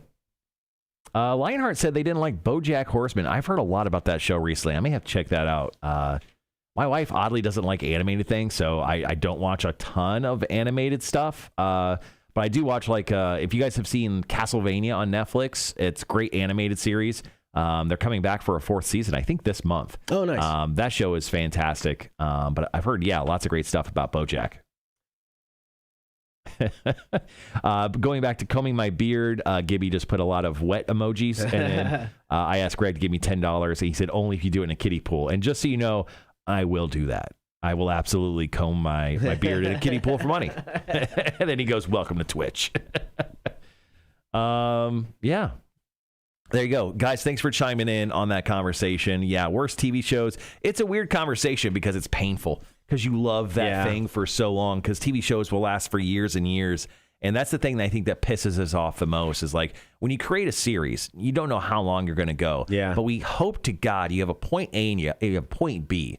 And a lot of these guys just don't. Yeah. They just have, like, oh, here's a cool idea. And they're like, and it becomes successful. And they're like, oh, cool. Yeah. How are we going to end this motherfucker? And they have no idea the entire time. And that's what I felt like what we got with, like, the new Star Wars trilogy. Yeah. Oh, 100%. And, yeah, like, they had no idea where they're going with that. And you think with the years and years and the books and the stupid TV, like, everything, they had loads of canon stuff to choose from. I mean, thousands of books from the Star Wars universe, and they just they vomited up, Vin and Poe or whatever the hell those characters were. That's super disappointing when a thing you love so much ends so horribly.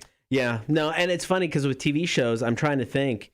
I mean, the bad endings far outweigh the good endings. Mm-hmm. Breaking Bad, good ending. Breaking Bad may be. This is and I won't even say. I thought the last 2 seasons. The next to last season was one of the best seasons of television, hands down, in the history of ever.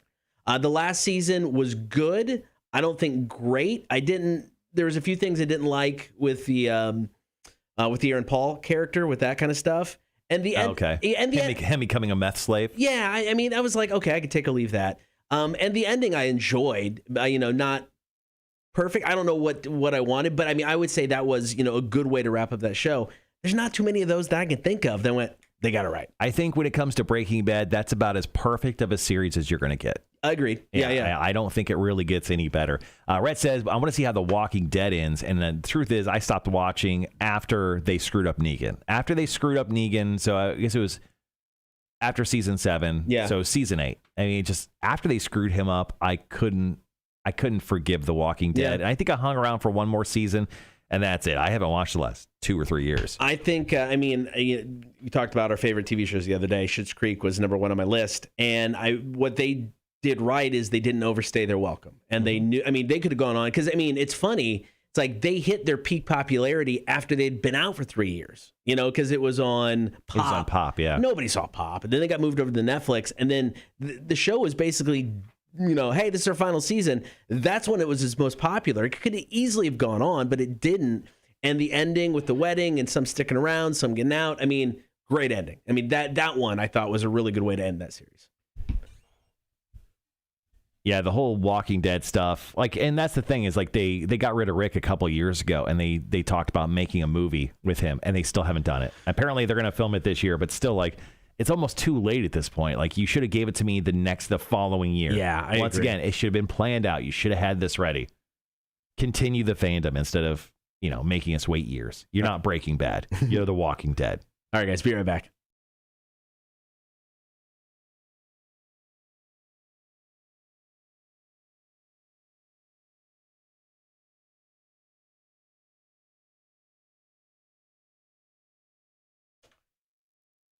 Bonnaroo Music Festival goes down this September. One of your main headliners, of course, is the Foo Fighters. You got until Friday at 5 o'clock to play along. Foo for Bonnaroo. Got a Foo Fighters song at the top of every hour. When you hear it, text the name of the song to 800-394-1061. Well, we're doing this because, we want to send you to Bonnaroo, but we also want to give you one of the best perks you could ever get when it comes to these long 3-4 day festivals.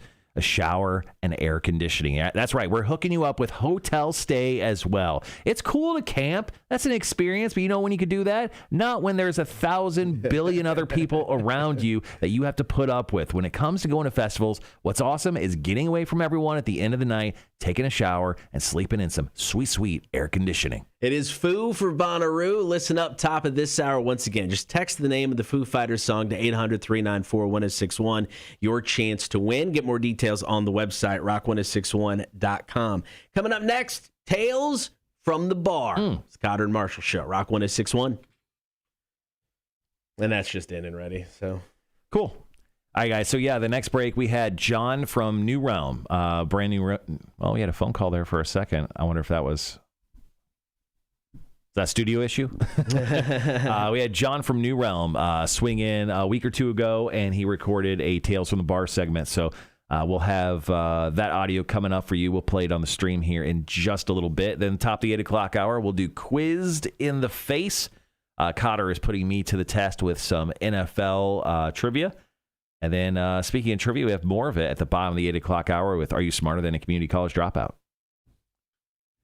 Yeah, The Walking Dead, guys. I mean, I just feel like they so badly screwed up Negan. Like the character was fine. The actor who played him, I loved. I couldn't get into what they were doing. And the series itself, once again, they had to fill 16 episodes, which is quite a few for any series.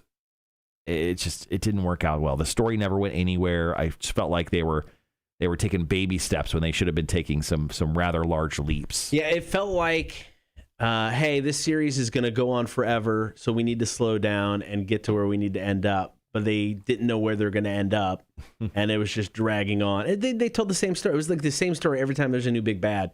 It was basically, here's the same story, just a new villain. Mm-hmm. Rhett says, apparently Vic doesn't watch TV since he had no comments this morning. It's true.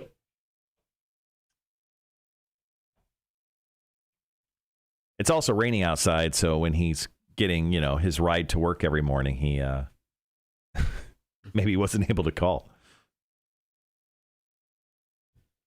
I just imagine that Vic every morning gets a ride to work in the back of a truck. Like he's just like someone picks Vic up and he just sits on the tail with his legs dangling, right? To go over to Rinkin Transmission. That's just the way I imagine that's how Vic gets to work. That or a bicycle, depending. Although he works on cars, I don't think he's allowed to drive them for obvious reasons. Seeing God, man. Seeing God. He saw God a couple times, apparently.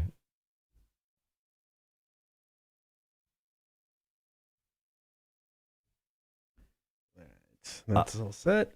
Just a quick follow-up so yesterday we were talking about Kentucky Derby winner Medina Spirit, about how they were still trying to determine whether the horse could race in the Preakness this weekend, because technically it's still the winner of the Kentucky Derby, so it's still going for a Triple Crown. So the second drug test has still not come in, so technically it's still the champion of the Kentucky Derby. Plus, yesterday they announced they're going to allow it to race in the Preakness. Bob Baffert essentially cannot be there for any more races for quite some time. He is suspended. So technically we still have a possible Triple Crown winner with Medina Spirit. Yeah, it'll be interesting. I mean, not that I want the horse to test positive for anything again with this second test, but if it's negative, oh man, Bob Baffert's already kind of a douche. He'll just really be full on douche at this. I told you! Told you I didn't cheat! And he claimed everything. He claimed that he was getting canceled and for no reason. People, he once again, he doesn't understand what cancel culture is. No. He said he was getting canceled, and he blamed his grooms for pissing on hay after they had some NyQuil, and then the horses ate it. Too funny. Yeah. Now, when it came up with that story, I mean, he's literally just coming up with everything. Like, he's throwing out multiple stories to see which one sticks the best.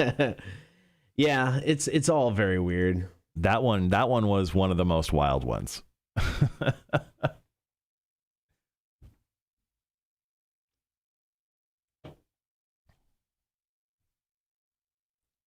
All right, guys, once again, we have Tales from the Bar that we're going to play back here in, like, I don't know, let's say 4 minutes. Yeah. We have John from New Realm. New Realm just opened their new facility downtown Savannah. New Realm is, I mean, the food is out of this world good. Yeah. The Asian fries, the mac and cheese they're known for are so good. And their beers are solid as well. Yeah, I don't know if they have Lime of the Party on tap, but I did get a 6-pack of that at Habersham. It's a key lime pie goza. Oh, so good. Yeah, actually, I bought a 6-pack of it, and I plan on drinking it on Saturday after our gigs that day. Yeah, no, it's really, really good. It's one of my favorite key lime beers. There's that, and there's one in Florida called Playlandia. Which one do you like more? I'm still saying the Playlandia one, but this one's probably second.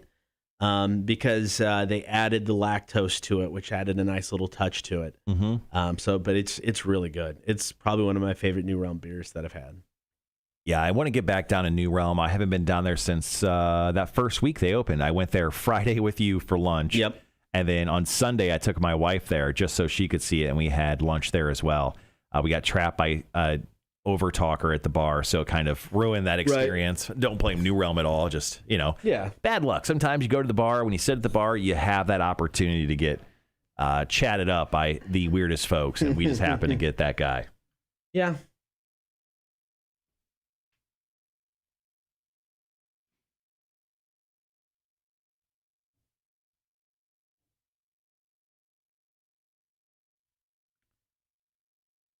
Just a friendly reminder for tomorrow's call-in segment. Yeah. I looked at scheduled stuff. You didn't have it scheduled. Yeah, I'm doing that today. Okay, cool. I just wanted to remind you just in case. Yep. Nope, I'm going to finish those out. Cool, and I'll get you that new list. It should be today. Okay. There's no reason I shouldn't have you a new list today.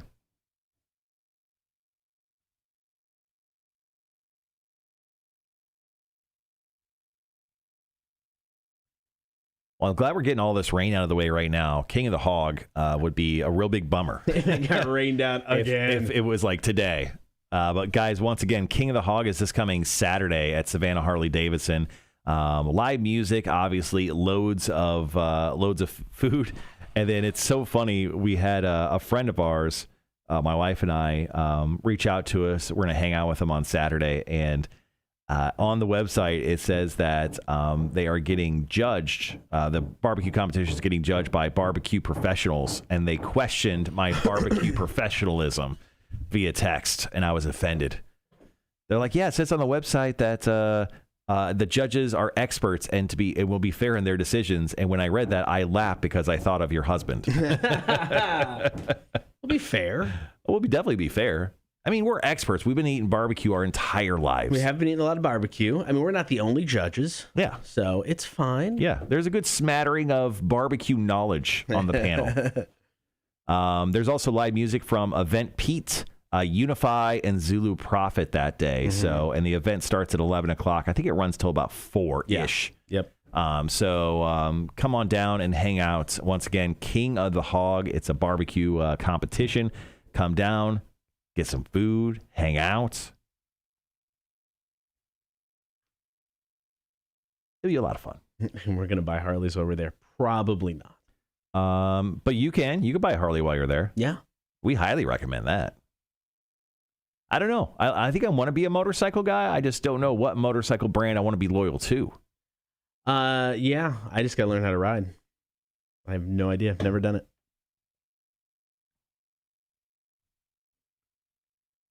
Greg says he already has a motorcycle, Sick Flex Bro. Cool. Good for you.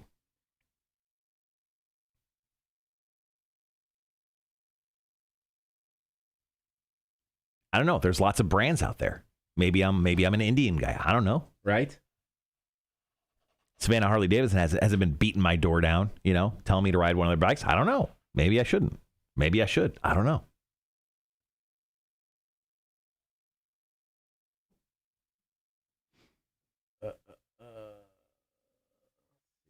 Wanda, there's a ticket you can buy that gets you like unlimited samples. I'm trying to find that for you.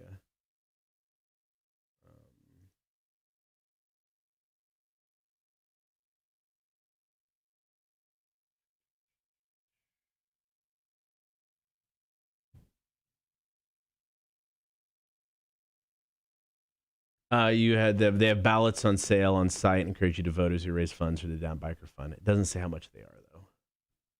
But yes, yeah, I'm not seeing their like ticket. It's not a ticketed event. I think anyone can show up and eat. I just don't know. Yeah, you like I said, to vote, you pay for the ballot. Money goes to the Down Biker Fund, and then that gets you the samples. I don't know how much the ballot is though. Right.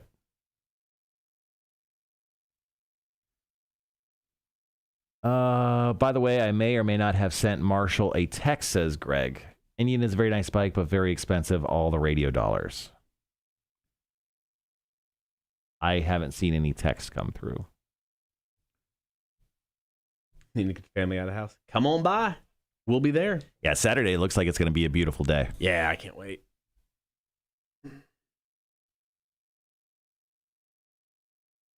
How much time we got? We still have like 7, 8. Oh, is that Tales from the Bar that's playing right now? Yeah. Oh, I thought you were gonna play on the stream there.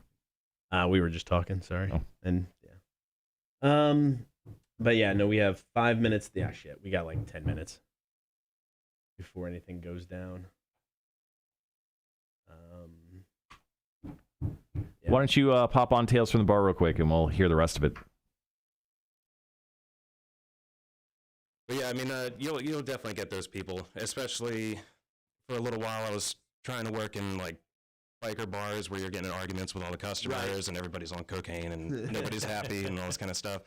And then you work in fine dining places and you get the snobby people that come through. Right. Also, you definitely get a lot of people who try to trip you up and think that they know more than you, even though you're just doing your job and they're trying to tell you how to do it, basically. Right. But I don't know, you got to let those people slide because you definitely know that the vast majority, the reason why you do this as your career is because you love people and you love the smiles that you give and take, and then just everyone loves a good drink and everyone likes to relieve stress in some certain ways, so it's good to be that outlet for a lot of people. Right. Now, was she so excited about that wine where she actually like got a second glass, or did she just stick to the one, going back to your story? I don't remember. I don't think I talked to her for the rest of the day. That was story was over for her. I think I just gave her to someone else. Nice. Yeah, I think that was probably the right move. Yeah. Also, just start giving her water instead of vodka. Classic. That would have been excellent. If she didn't notice that, she's like drunk to the point where she doesn't need anything else anyway. A good trick, actually, if somebody... always get people who really complain about there not being enough booze in their drink. Right. Mm-hmm. And that's, like you got to follow the rules. You give it 1.5 ounces, maybe 2 ounces if you're happy.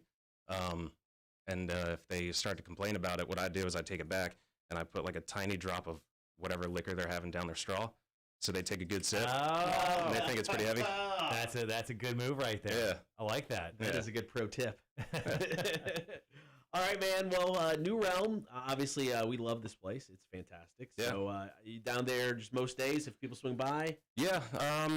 We just finished our first week out. Yeah. And I was on there, I think, 5 or 6 days. Okay. So for the most part, I'm there until I have like a more set schedule. You kind of just have to walk in and hope for the best. Walk in, ask for John. Ask for John, and if you don't get me, then everyone else leave. Yeah. No, they got a fantastic beer. The liquor's really good as well, and the staff there so far is just a bunch of awesome people. So great. Whether or not you have me or someone else, you're gonna have a good time regardless. Yeah, the food there is amazing. Sure. You actually shared some like a whiskey smash with me. I think it was a whiskey smash. Yeah, it's blackberry mint. Yeah, it was outstanding. That sounds great. Yeah, some good stuff. Mac and cheese is pretty tight. Mac and cheese was incredible. So, yeah. Oh, the Asian loaded fries. Those They're are good. must. You got to get those. Those are fantastic. I'm actually eating those for lunch. Oh, nice. The leftovers? Yeah, leftovers. They're still good, too. I'll be right back.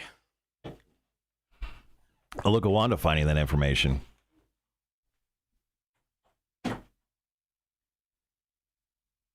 Yeah, we're looking at the website and couldn't find that, so good for you.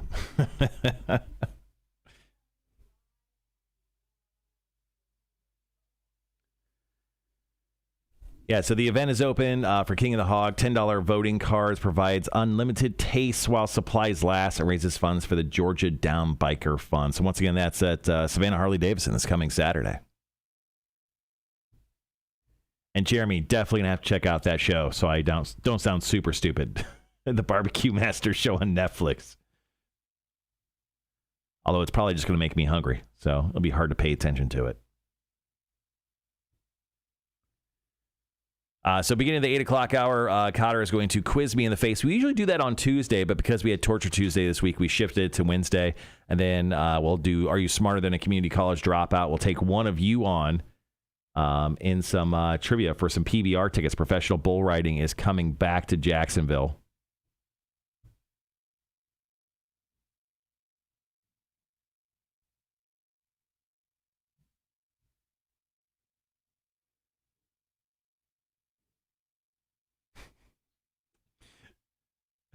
Hey, Red, how's it going? Greg, thank you for your comment on my goatee. I'm really happy you're getting into my facial hair and excited that you're a fan of it. And, if you want me to cut off a little piece and mail it to you, I'm more than happy to autograph it as well. Just do whatever I can to make fans here of the Cotter and Marshall show. So I am willing to go that far. You're welcome.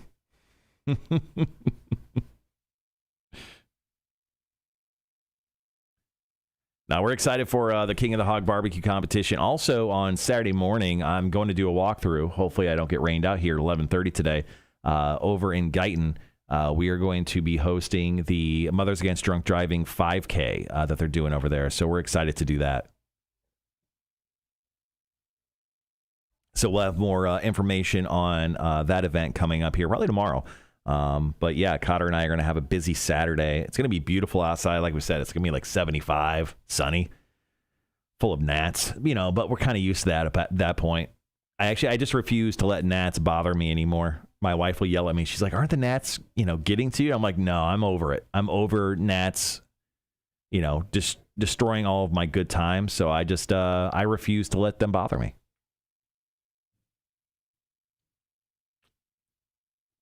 It's kind of like when you try to, tickle your children and they refuse to laugh because they're mad at you. That's just the way I feel about gnats. No, Greg, we'll let that live. We'll let that live there, man. We'll let whatever side of my goatee you don't like. I think it's this one. You don't like the way it comes down there, although it comes down here maybe differently just because the way my hair lays. We're gonna let that live, bro.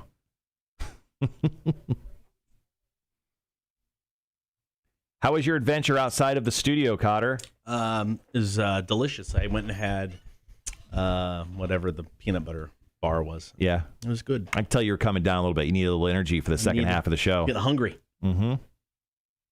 Feel better. Feel better. Glad you got it going for this second half, man. I'm there. It's about time for top fives. Yeah, that actually it is. Everyone lay down your top five for the day. I have not written down anything yet for my top five. Number one's going to be the walkthrough. Got a walkthrough at 11:30, so that'll be my number one. I'm working with Trevor. He's one of our guys at corporate for some online ads for the concert. Got various other concert promos and website shit. I got to do a magazine ad for Monty if I ever get the specs. Mm-hmm. Work on that for the Arts Center magazine. Linda Bloom. Writing some new morning show promo stuff for us, and then I've got the EAS log stuff that I have to do for the FCC. Cool. So exciting. It's an exciting top five. No, it's a lame top five. Very boring. Yeah, I've decided I'm not going to touch. On a personal top five, I looked at my lawn yesterday, and I'm like, I can get away till Sunday. So I'm going to mow Sunday. Looks like weather's going to hold out for us on Sunday. So yep.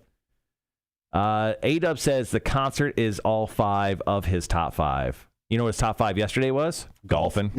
Yeah. Turns out yesterday he didn't have a top five. It was golfing a 73.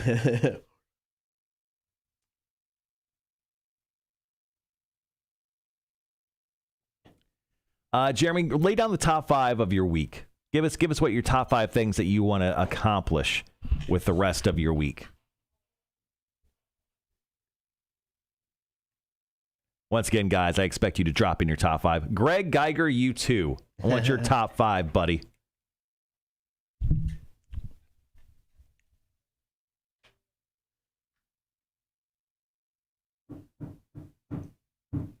So oddly enough, it's not raining at the exact moment, but the roofers are here banging on the roof already. Yeah. You think they would have just looked outside and been like, we're not going to work today. It's kind of the roofer's mantra, don't you think? I mean, you would think on a rainy day like this, they'd be like, we're good, but dedicated to the craft.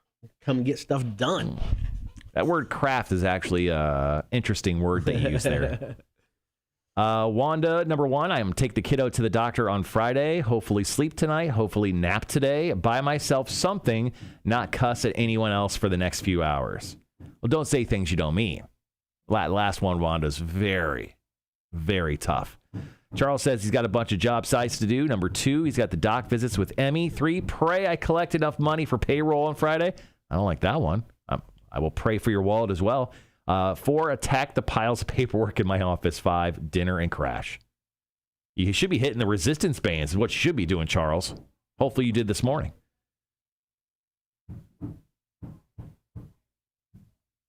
Yeah, I don't think the roofers are actually doing anything either at this point. They are just banging away on stuff. They're probably just up there drinking beers like it's the Shawshank Redemption. You like that one? I did. That was good. Let's see. Top 5 for Rhett. Waiting on the new dishwasher to be delivered and installed. I got the dreaded 3 to 7 delivery time window. You know, it's either going to be 3:05 or 6:35. There is no in between when it comes to those deliveries. Number 2, getting off early to wait in the delivery line, I'm guessing is what you meant to say. Putting all the dishes and piled up since dishwasher died in the new dishwasher, dinner, catch up with TV shows.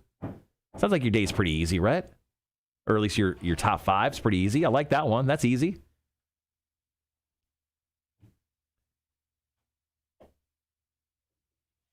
Gibby's got a new everyone's getting a damn new dishwasher. You got a new dishwasher, Cotter? No, we're going to get one. Yeah. We're waiting because we're dicks. Going to wait until both kids are in college, and then we're getting the new dishwasher. Kids do the dishes. Oh, okay. I mean, Gotcha. it's working.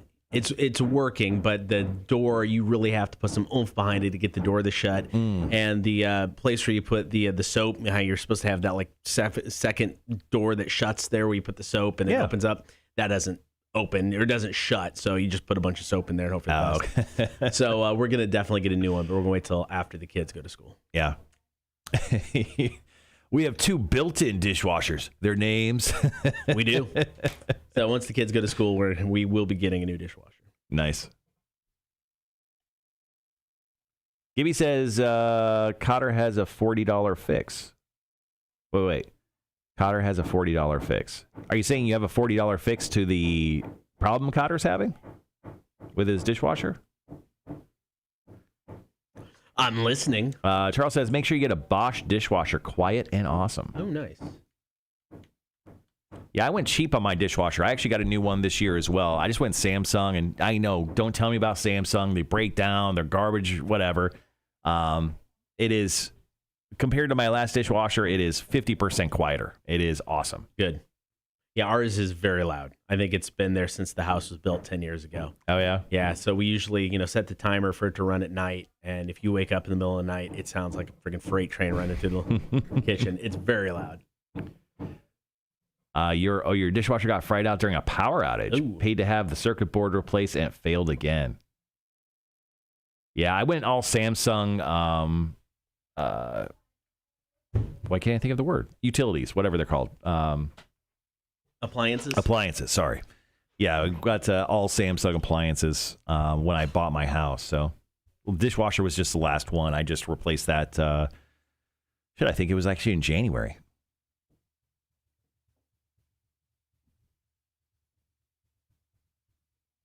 Yeah, I heard KitchenAid and I heard Bosch are really good when it comes to appliances. Once again, yeah, I've heard bad things about Samsung, but you know what? They're very cheap. They're very cheap. Okay, got about 45 seconds. Marshall about to get quizzed in the face. Will I do better than 50% Magic 8 Ball? You may rely on it. Oh, okay. Will I do better than 70%? As I see it, yes. There are a couple gimmies on this, 100%. Will I get 100% of these correct? My reply is no. Shit. I should have stopped while you were ahead. Yeah, no, it's like there are a couple gimmies. I mean, the first one is a gimme. But then there are a couple that I had no idea. Gibby, I wish I would have went with black stainless steel. I just went with stainless steel. I'm like, yeah, that was a problem. Shouldn't have done that. All right, guys, be right back.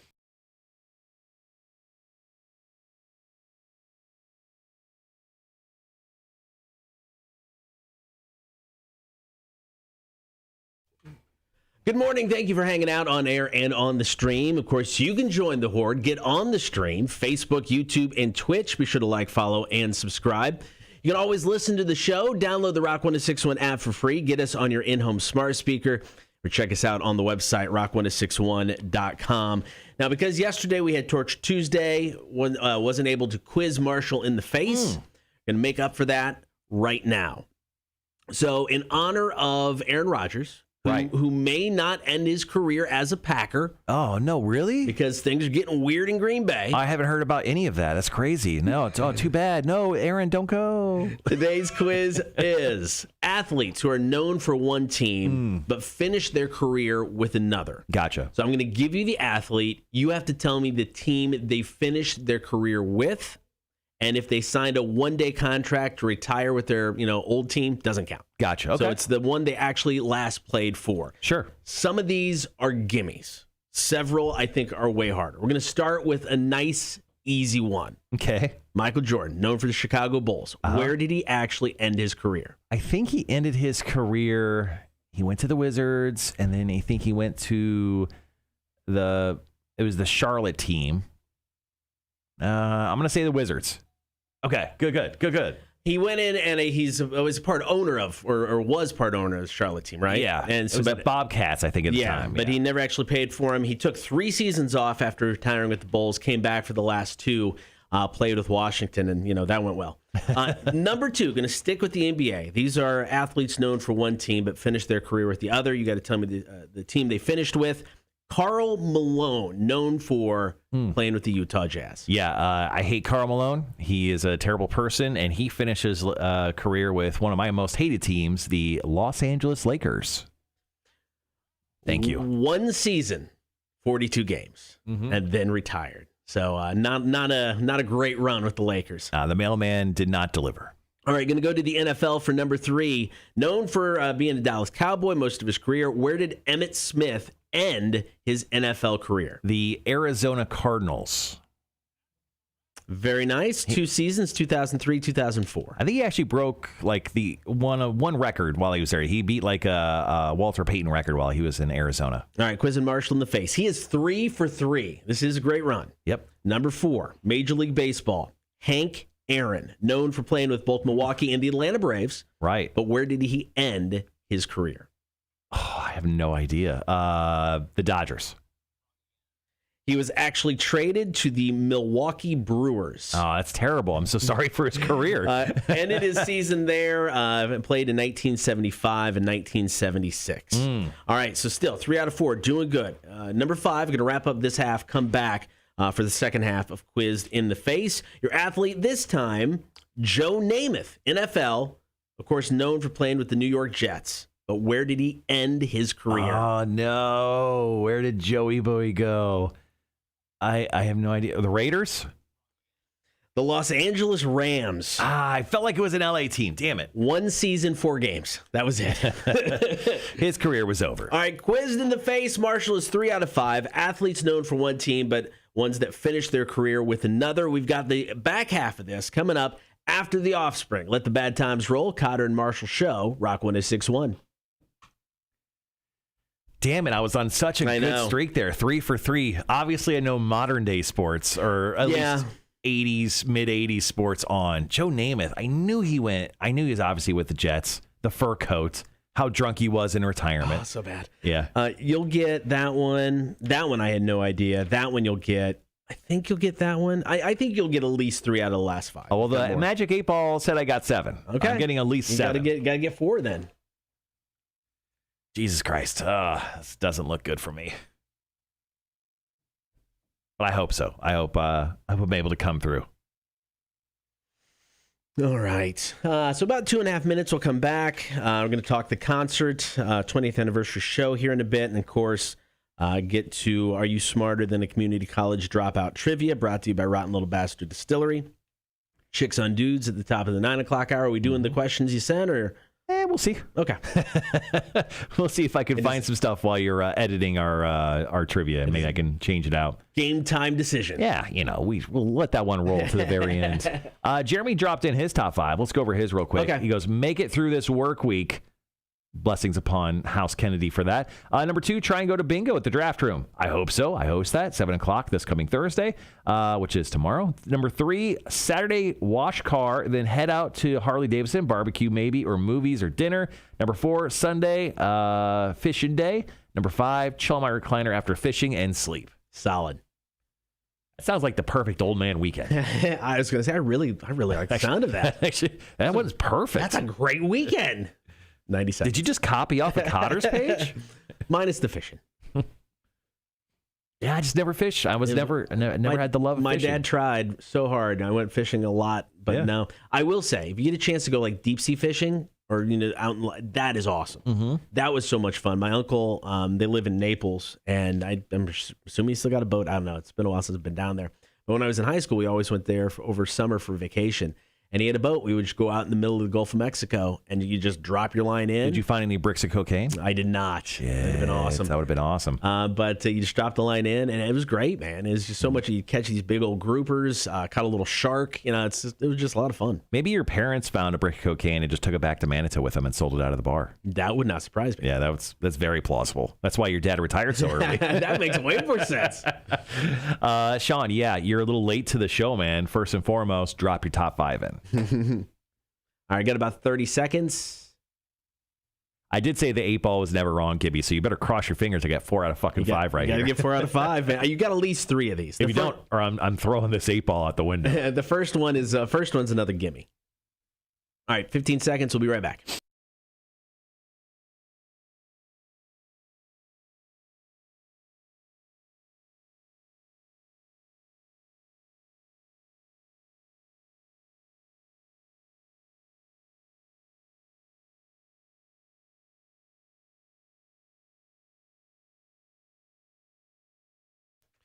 Good morning. Thank you for hanging out. Cotter and Marshall show. Join the stream. Horde is very active today on the stream, so you can become part of that. Facebook, YouTube, and Twitch. All right, Marshall is getting quizzed in the face in honor of Aaron Rodgers, who may not end his career with the Green Bay Packers. We are giving you... No. I'm still devastated by that. Are you devastated? Are you... I'm just devastated that he's not traded already. I just want the man to be happy in his life. It's not even about football anymore. No, it's not. It's about him being happy. What's best for Aaron Rodgers? It's not about the Bears getting rid of one of the best quarterbacks in the history of ever out of their division. Not that at all. All right, so we're giving you athletes known for one team, but they actually finished their career with another. Need you to give me the team they finished their career with. Yes, Solid sir. start. You are 3 out of 5. So here we go, starting with number 6. This one is another gimme. Peyton Manning, of course, started with the Indianapolis Colts. Where did he end his career? He won a championship with the Denver Broncos. Very good, very good. All right, back on track. Number 7, going to switch over to the NBA. Okay. Hakeem Olajuwon, of course, most famous for being a Houston Rocket. But where? The dream. Did he end his career? Oh, crap. Did he go to the Portland Trailblazers? So random. He went to the Toronto Raptors. It was Clyde Drexler that went to the Portland Trailblazers. No, he was a Trailblazer who went to the Rockets. Damn it. Toronto Raptors, 1 season, 61 games, which actually was the most games he played like within the last 5 years of his career. Right. So wrapped it up in Toronto. All right, number 8, NFL icon, Joe Montana. Of course, known for being a San Francisco 49er. Where did he end his career? He went to the Kansas City Chiefs, right? Okay. Back on track. 2 seasons with the Chiefs, and he was 17-8 in those 2 seasons. Yeah. Even at the end of his career still. He was Joe Montana. Stud. He was Tom Brady before Tom Brady. All right, this is the only NHL player on this list. Okay. Martin Brodeur, Of course, New Jersey Devils is where he played most of his career. But where did he end it for one season? Oh, it was either the Avalanche or the Bruins. Give me the Bruins. Damn it! St. Louis Blues. What? What? 7 games is all he got. Oh. Then retired. I thought it was that was bad choice. All right, so far you are 5 out of 9. Oh, this is bad. This last one, he played. He's known for one team, but the last 2 seasons he went to 2 different teams. So I'll give you either one of these. Okay.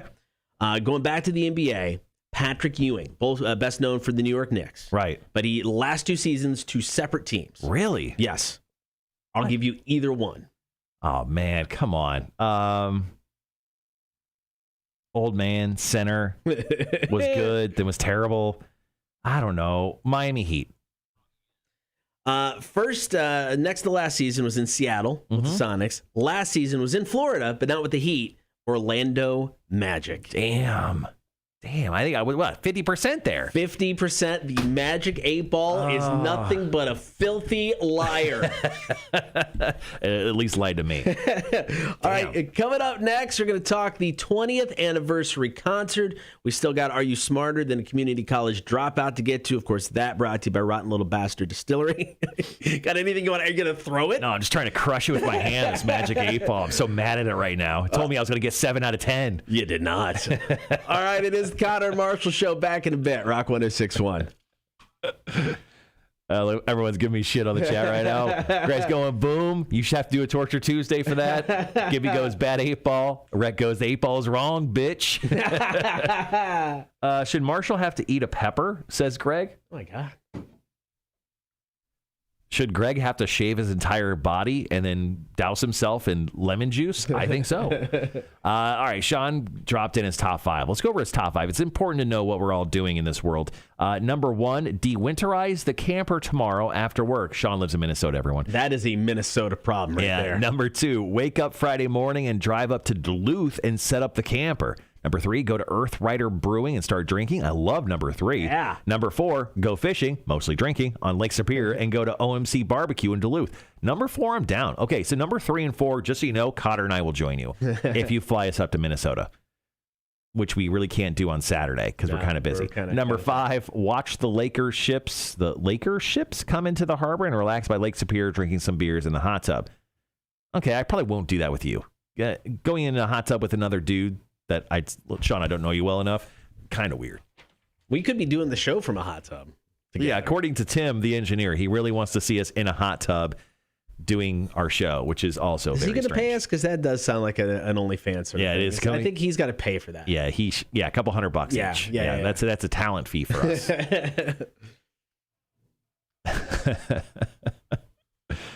Everyone, road trip to see Sean in Minnesota. Yeah. Places I don't want to visit. Minnesota. Also, Sean says, start watching Invincible last night. Pretty good so far. Dude, Invincible on Amazon Prime. It's a superhero animated show. It's from the same dude who did The Walking Dead. Oh, yeah. Robert Kirkman. A lot about it. Dude, it is fucking great. It is so good. It is really good. Nice. Rhett says, water and electronics. What a great combo for that live stream in a hot tub. Yeah, probably a bad idea. Not our best idea. No. But also not even our idea. So that's Tim the engineer. That's a weird Tim the engineer sexual fantasy about us.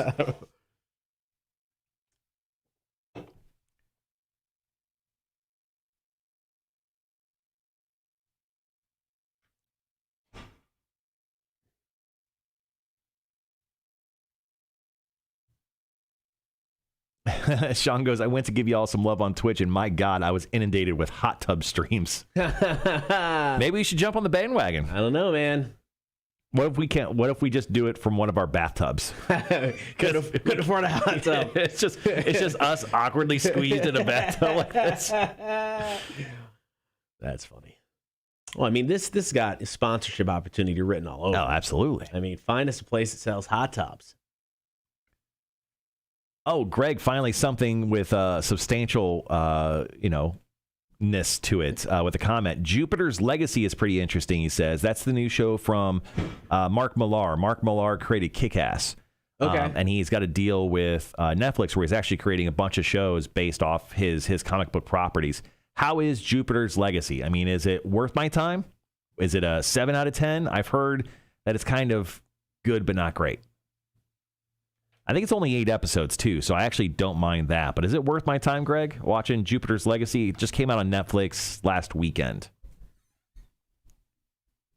Also, if you guys are like into watching like mixed media, like weird, crazy shit, there's a show on Netflix called Love, Death, Robots.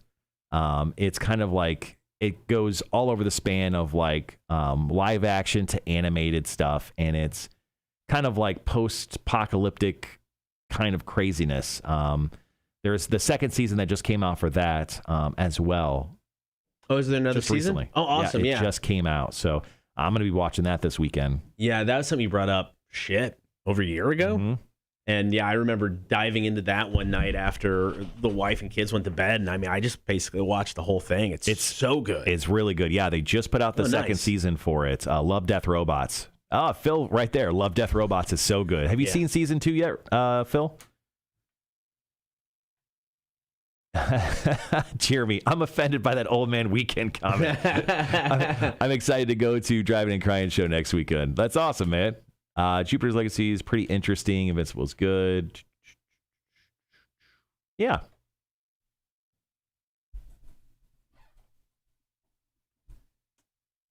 Yeah, The Boys. I can't wait for The Boys to come back. God, it's such a good show.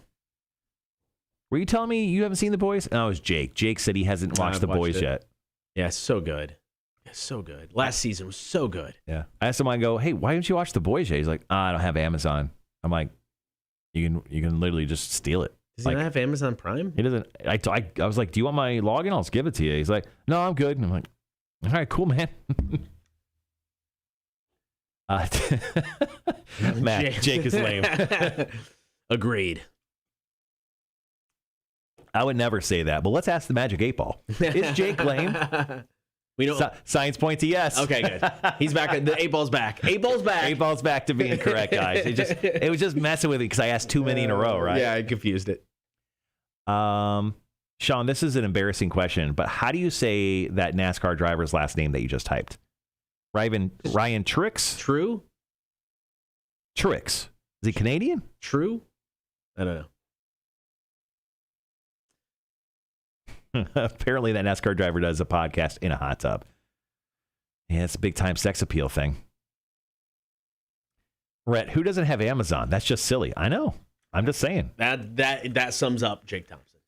Everything you need to know about that man. Also, I thought big time friend move. I'm like, do you want my Amazon Prime login? I was going to give him Amazon Prime for free. Jump on in. Watch whatever you want. Now I'm good. All right, cool, man. Truex. There you go. Oh, we nailed it. Good for us. Well, Look at us announcing things, saying things correctly.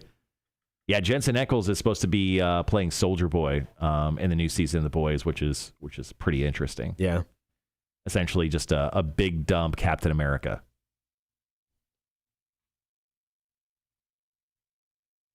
All right, guys, we're a little less than 3 minutes away. We're jumping into, what are we doing here? Concert talk? Yes. So we have on the list here? Yep. All right, so next up, we're going to talk about the 20th anniversary show. Again, go buy your tickets. Ow.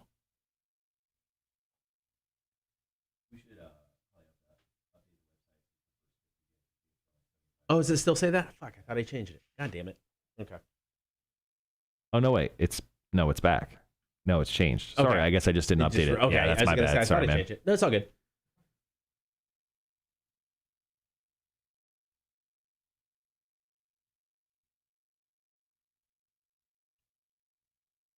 All right, so after we talk about our 20th anniversary show, we'll jump right into Are You Smarter Than a Community College Dropout Trivia. 7 questions, 60 seconds, and we'll hook you up with PBR Jacksonville Invitational Unleash the Beast tickets. That's happening not this weekend, but next weekend over at VyStar Veterans Memorial Arena.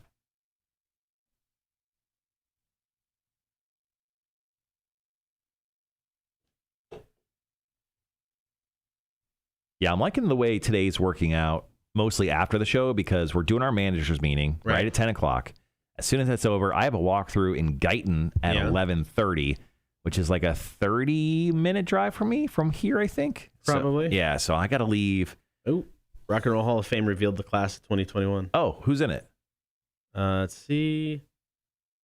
Foo Fighters, Go-Go's. Wait, what? Is the announced which of the nominees will be inducted?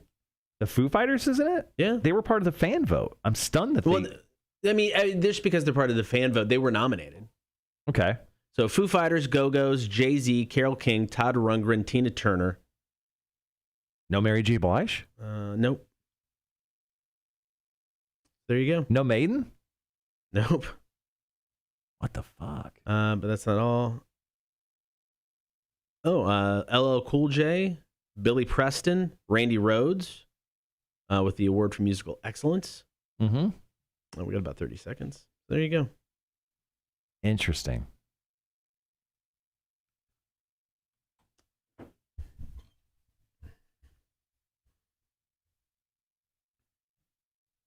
I'll probably shift out one of the stories for music news. Yeah. We'll go over that again. Makes sense.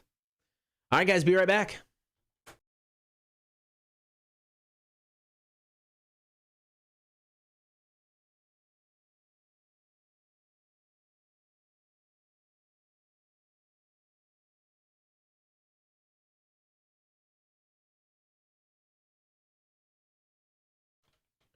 Good morning. It is the Cotter and Marshall Show. Thanks for being here on the stream and on the air. Now, coming up Saturday, July 3rd, we have teamed up with Connect Savannah. We're going to be hanging out outdoors downtown Savannah at the Trustees Garden for the Rock 1061 20th anniversary concert. Been around for 20 years. This is like the first time the station has ever put on a show. Features Puddle of Mud, Filter, Sponge, and of course, local group Lilac. Yeah, we still have tickets that are $25, so go grab them while you can, because here in just a few days, I think we're going to raise the price. I mean, you got to go get your tickets right now. And coming up on Saturday, July 3rd, we're going to have so much fun. We're going to be backstage. Yep. We're going to live stream our interviews that you guys will be able to watch right on your phones while we're doing them live. We'll also broadcast back there and get into some weird shenanigans as well. And the Trustees Gardens, the venue is amazing, and a lot of people aren't super familiar with it just because there hasn't been a lot of shows there. But it's on Broad Street, right behind the Pirate House.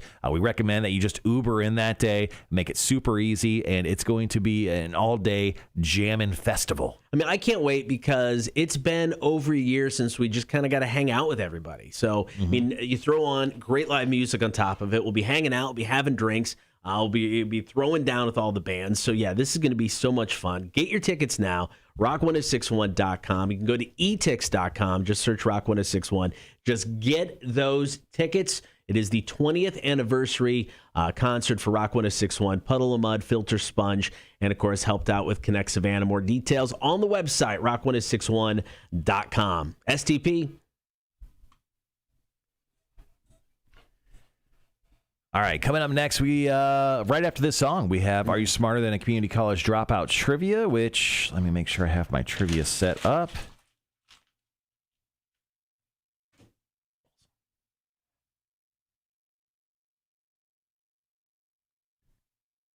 How about this? I was an overachiever yesterday, and I wrote 3 trivia games. Oh. Would you like trivia game 1, 2, or 3 if you're chosen? Let's go 3.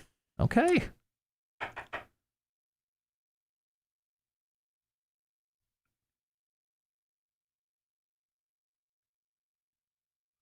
Let's see. Greg, are you guys getting each other anniversary gifts? Which anniversary? The 20th anniversary? Oh, 20th. No. Death Nuts. There you go. Gibby says Death Nuts. We're doing that before.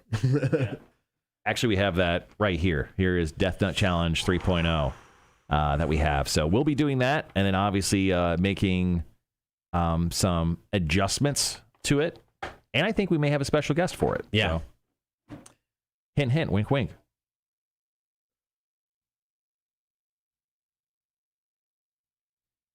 Yeah, that'll be a thing. So I wrote 3 games of trivia yesterday. The one you chose, I think, is the easiest. Yeah, so, it is. Good luck. That means you're fucked on the next 2. That's all right. Because game number 2, I think, may be the hardest game I've ever written on trivia. Yeah. That's all right. Yeah, so yesterday's Torture Tuesday, guys, will be the last Torture Tuesday, technically, of the month. So what's going to happen is we do it every 2 weeks, so we won't do on the 18th, but generally our next one would be on the 25th. But we are going to skip that week and come back on June 1st. June 1st will be our first Torture Tuesday back after a 1 week skip, and we will be doing the Death Nut Challenge. So we're taking a week off, but we're coming back big. Yeah, and it's going to kill us. And I think what we're going to do, did you want to do that in the 8 o'clock hour or the 9 o'clock hour? Yeah, I think we try in the 8. Yeah. Because then we can suffer for 2 hours. Yeah. Great. It's true. Yeah, so Death Nut Challenge 3, we're going to do that June 1st, Tuesday, June 1st, coming out of Memorial Day weekend. And we'll have some extra stuff included with a potential extra special guest. Yeah, it'll be a lot of fun. All right, guys, got about 30 seconds. All right, closing this down and then get my stopwatch ready.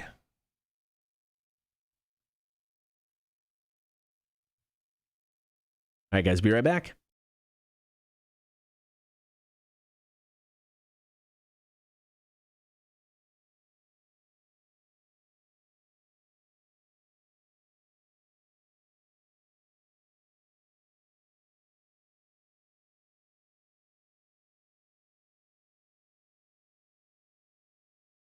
Are you smarter than a community college dropout? It's a game of trivia brought to you by Rotten Little Bastard Distillery in Beaufort. It's real simple, man. 7 questions, 60 seconds. All you got to do is take on one of us. One of us. That's right. 7 questions, 60 seconds, just like Cotter said. Go ahead and give us a call at 1-800-394-1061. The first person to call in right now, I'm going to hook them up with a pair of tickets to go check out PBR. I'm not talking about the beer. I'm talking about professional bull riding. You will unleash the beast.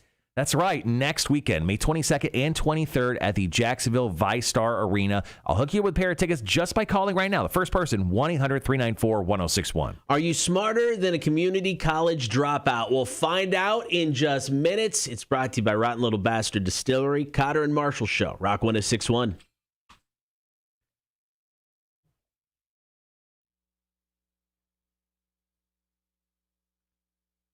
All right, guys, here we go. Rock 1061, who's this? Hi, my name's Bart. Bart? That's right, All right, Bart. cool. Want to play some trivia? Sure, All right, who do you want to take on, Cotter or Marshall? Marshall. Here we go, Bart. Good luck. All right, man. Really simple. Thanks, man. Really simple. 7 questions, 60 seconds. Marshall's going to put on the headphones and ask you your questions. Your time will start as soon as I finish question number 1. If you have, or if you don't know an answer to a question and want to pass, feel free to do so. If we got time at the end, we'll come back to it, okay? All right. All right, here we go. Question number 1 is multiple choice. What number does the Roman numeral D stand for? 100, 500, or 1,000? 500. That is correct. Before breaking out as a solo artist, Beyonce was part of what group? Destiny's Child. Correct. What chess piece can only move diagonally? Is it a rook? It is. I'm going to say incorrect. That's not what I have, but I'll double check to make sure it's not. Doesn't have 2 names. Which opened first, Disney World or Disneyland? Disneyland. That is correct. What is the medical term for bad breath? Halitosis. Correct. What year did the first season of South Park air? 1994, 1997, or 2000? 1994. Incorrect. How many valves does a trumpet have? 3. That is correct. All right, man. That's pretty damn good. Marshall. You take off the... Bart got 5. Bart got 5 out of 7. A solid showing for Bart. All right, Bart. That's your real name. All right, Bart, we'll be right back to you. Just hang out, man. We'll be right back. All right, Marshall, 7 questions, 60 seconds. Your time will start as soon as I finish question number 1, which is multiple choice. Okay. What number does the Roman numeral D stand for? 100, 500, or 1,000? Oh, my God. That's a really good question. 500? That is correct. Oh, cool. Before breaking out as a solo artist, Beyonce was part of what group? Destiny's Child. Correct. Which chess piece can only move diagonally? Not a chess guy. Bishop? That is correct. Yeah. Which opened first? Is that the horsey? Which opened first, Disney World or Disneyland? Disney World's in Florida. Disneyland's in California. Disney World. World. Incorrect. What? What is the medical term for bad breath? Halitosis. That is correct. Yes. What year did the first season of South Park air? 1994, 1997, or 2000? 97. That is correct. How many valves does a trumpet have? 3? That is correct. So that gives you 6. Bart! 6. I got you today, Bart! 6. Yeah, man. 6. Good job. 6 out Thanks, of man. 7.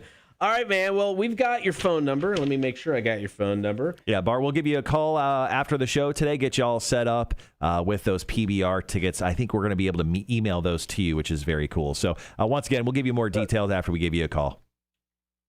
Hey, man, that's awesome. Thanks a lot. And I'm really excited to go to the Rock 106 20th anniversary show. Yeah. So we already got our tickets to that. Yeah, Awesome, man. We're recording that, so we're just going to play that back constantly. Okay, good. Go ahead. Thanks, Bart. Thanks, man. Appreciate it. Yeah, no problem, man. I see you. Have a good one. Go over the answers real quick. D in Roman numeral. Yes, it is 500. It's 500. Destiny's Child is the group. God damn it, man. I can't talk. Use your F it. Use your brain. What? That's so. I'm so confused now. I'm gonna start over. Here are the correct answers to that round of trivia. When it comes to Roman numerals, D stands for 500. Destiny's Child is the group Beyonce was a part of. It is the bishop that moves diagonally only. Disneyland in California actually opened up in 1955. Disney World in 1965. Oh. Halitosis is the medical term for bad breath. Yeah, South Park has been on the air since 1997. Had a solid run. Yeah, that was a pure guess. And there are 3 valves on the trumpet. We'll play again tomorrow. Are you smarter than a community college dropout? Brought to you by Rotten Little Bastard Distillery. All right, guys. So Cutter's going to edit up that information. I'll share with you the latest records, and then we'll get into Chicks on Dudes with Mac coming up here in a bit.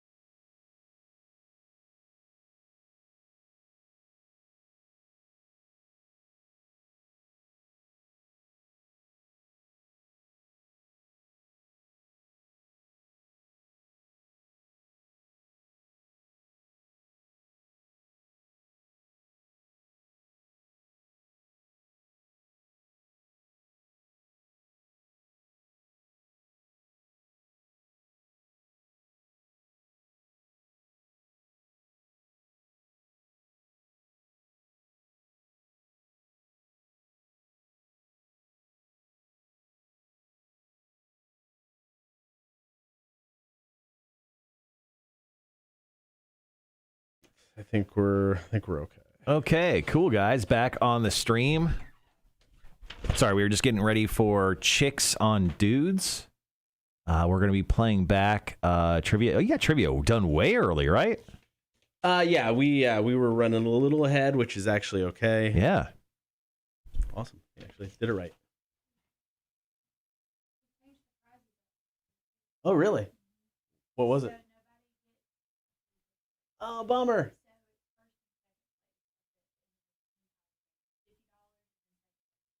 Oh, wonder why. Was there a few people, or is that a permanent change? Okay. Yeah. Interesting. That's not bad. All Going to pop Mac on, and I'll throw Mac on the stream real quick. There we go. So Wanda just shot us an article in regards to a Netflix show. Okay. Sorry. So a Netflix show has a new teen vampire romance series called First Kill, Mac, which I think you'd probably be into. Oh, wait. Your camera's off. Sorry, my bad. Surprise. There we go. Boom. There's Mac. Morning. So, morning, Mac. Rude. I know. I like to be that way. What is wrong? What is this? What is that? What is this? I don't know what's going on with your hair today. I didn't want to bring it up, but I'm glad you did. For 2 days, and it does this. So Wanda dropped a article stating that Netflix never got a permit to film here. You think it'd be something you do, especially if you're Netflix. It says Savannah Permitting Office revokes Netflix film crew's permit to shoot series in historic cemetery. Wow. Oh, man. So it's a new teen vampire romance series called First Kill, sinking his teeth into some serious trouble with the city of Savannah for not following permit guidelines while preparing to shoot in the historic Colonial Park Cemetery. That's the one downtown right next to the fire station there. That's a bummer. The production did not set up in the area that they were not permitted to do so. They were taking longer in other locations, and their permit allowed them to do as well. That's the reason why they revoked them. That's kind of on Netflix. Huh. That's a fun story. Wanda, we may bring that up on the show tomorrow. Thanks for sharing that. So we're getting rid of the really long one, and we're going to do the other one. Correct. Sorry, I'm going to email you the new one. I kind of readjusted some terminology on a couple of them just so they flow a little bit easier. I mean, they're the same stories, just people aren't good with, the writing and words sometimes. So I'm just making sure they're good to go.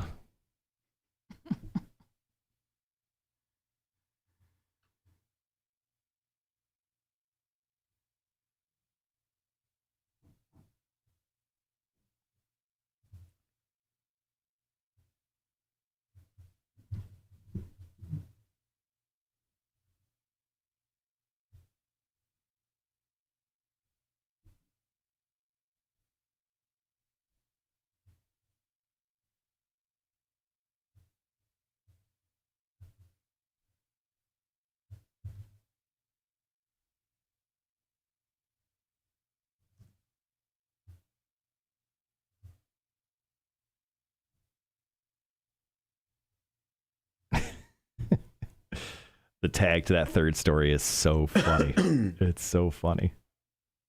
Okay. I'm just going to email you that, Cotter. Okay. So, all right.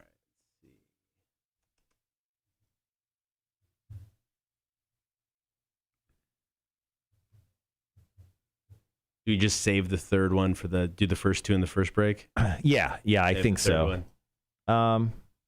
Well, I mean, we'll see how far we get it, and you can make that call while we're on the air. Gibby says, morning, Mac. Morning. Sean says, shit, I really need to head to work, but my retired neighbor is outside. He's a great guy, but he loves to talk. Yeah. He's got nothing to do, man. He's retired. Exactly.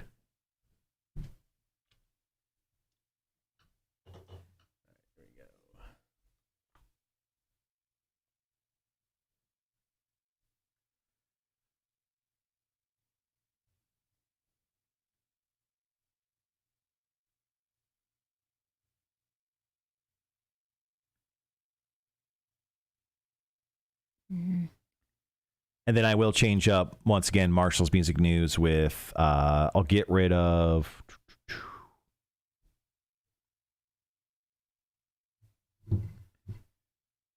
I will get rid of the Monsters of Rock story. Okay. So we can do the Hell Yeah or the... Let's start with the Rock and Roll Hall of Fame. Probably don't want to do the Foo Fighters just because we're doing the promotion. Who else is it getting in? The Go-Go's, Jay-Z, Carole King, Todd Rundgren, Tina Turner. Nobody we could play. Okay, let's not go with it. Yeah. We'll go with Hell Yeah. Hell Yeah or Mudvayne, technically you could play either band. So let's start off music news with that. Okay. Gibby with the solid point there. Gibby says, hey, Sean, that dude could be your sugar grandpa.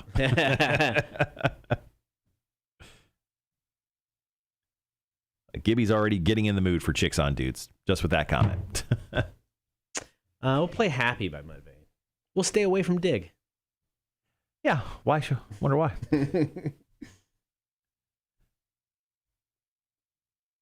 You said you were in rare form today, Mac. Is there a reason why? Do you want to bring it up now before we get on the air? 4 hours of sleep last night. Why'd you only get 4 hours of sleep? It's my fault. That's what I get for hosting trivia late on Tuesday. No. Well, I mean, you went and played trivia. It only lasts till 11. You're home by 12, 12:30. I mean, it's... I got home at 11:30. Okay.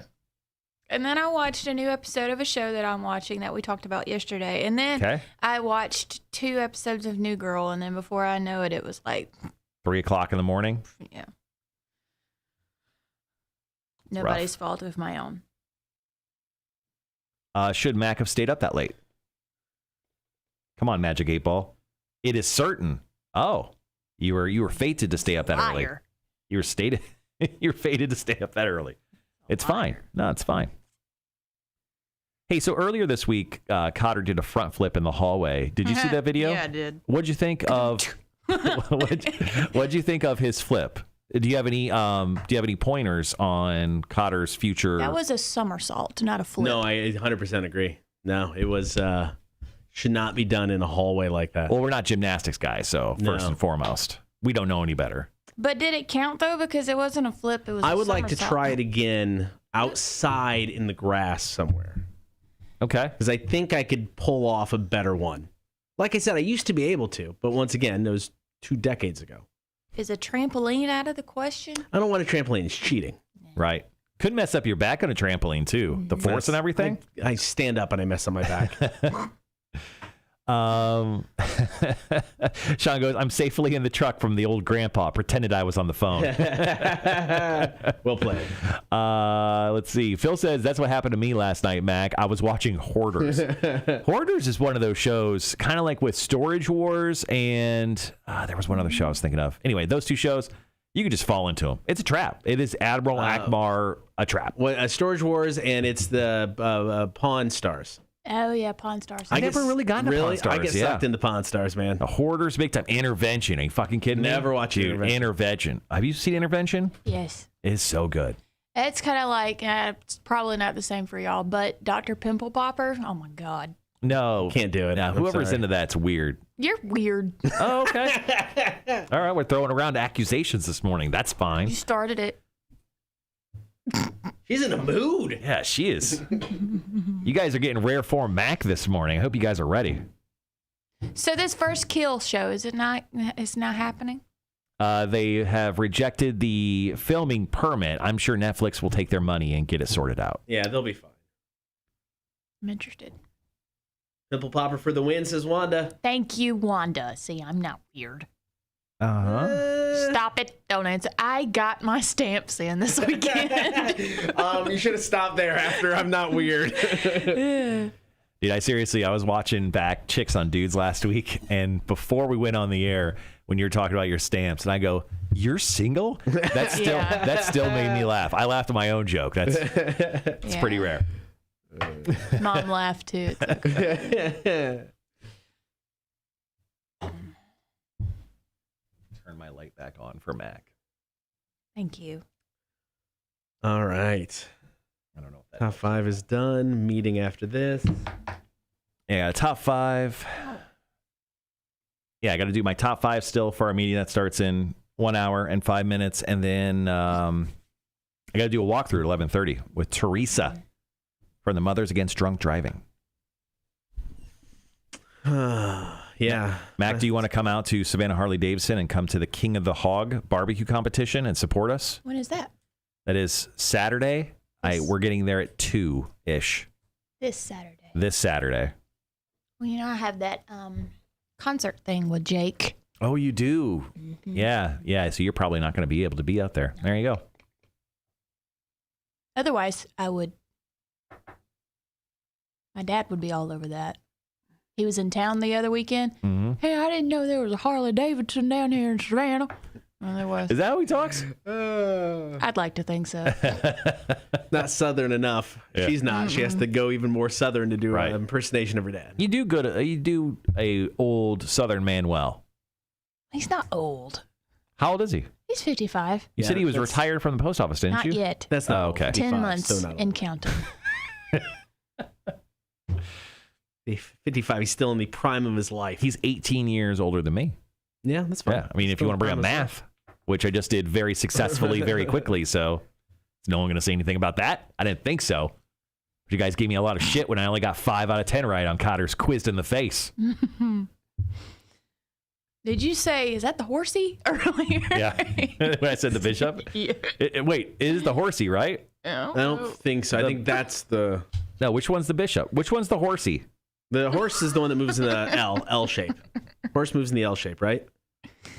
Horsey. I don't play chess. Chess pieces.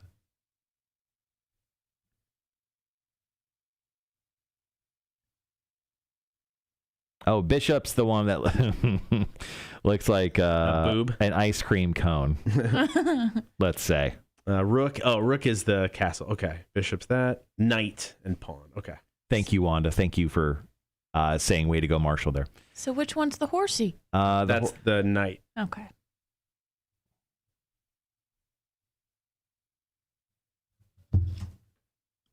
For someone who watched that entire chess Netflix series last year, you think I would know more about chess. Right? I got nothing. Obviously wasn't paying attention too well.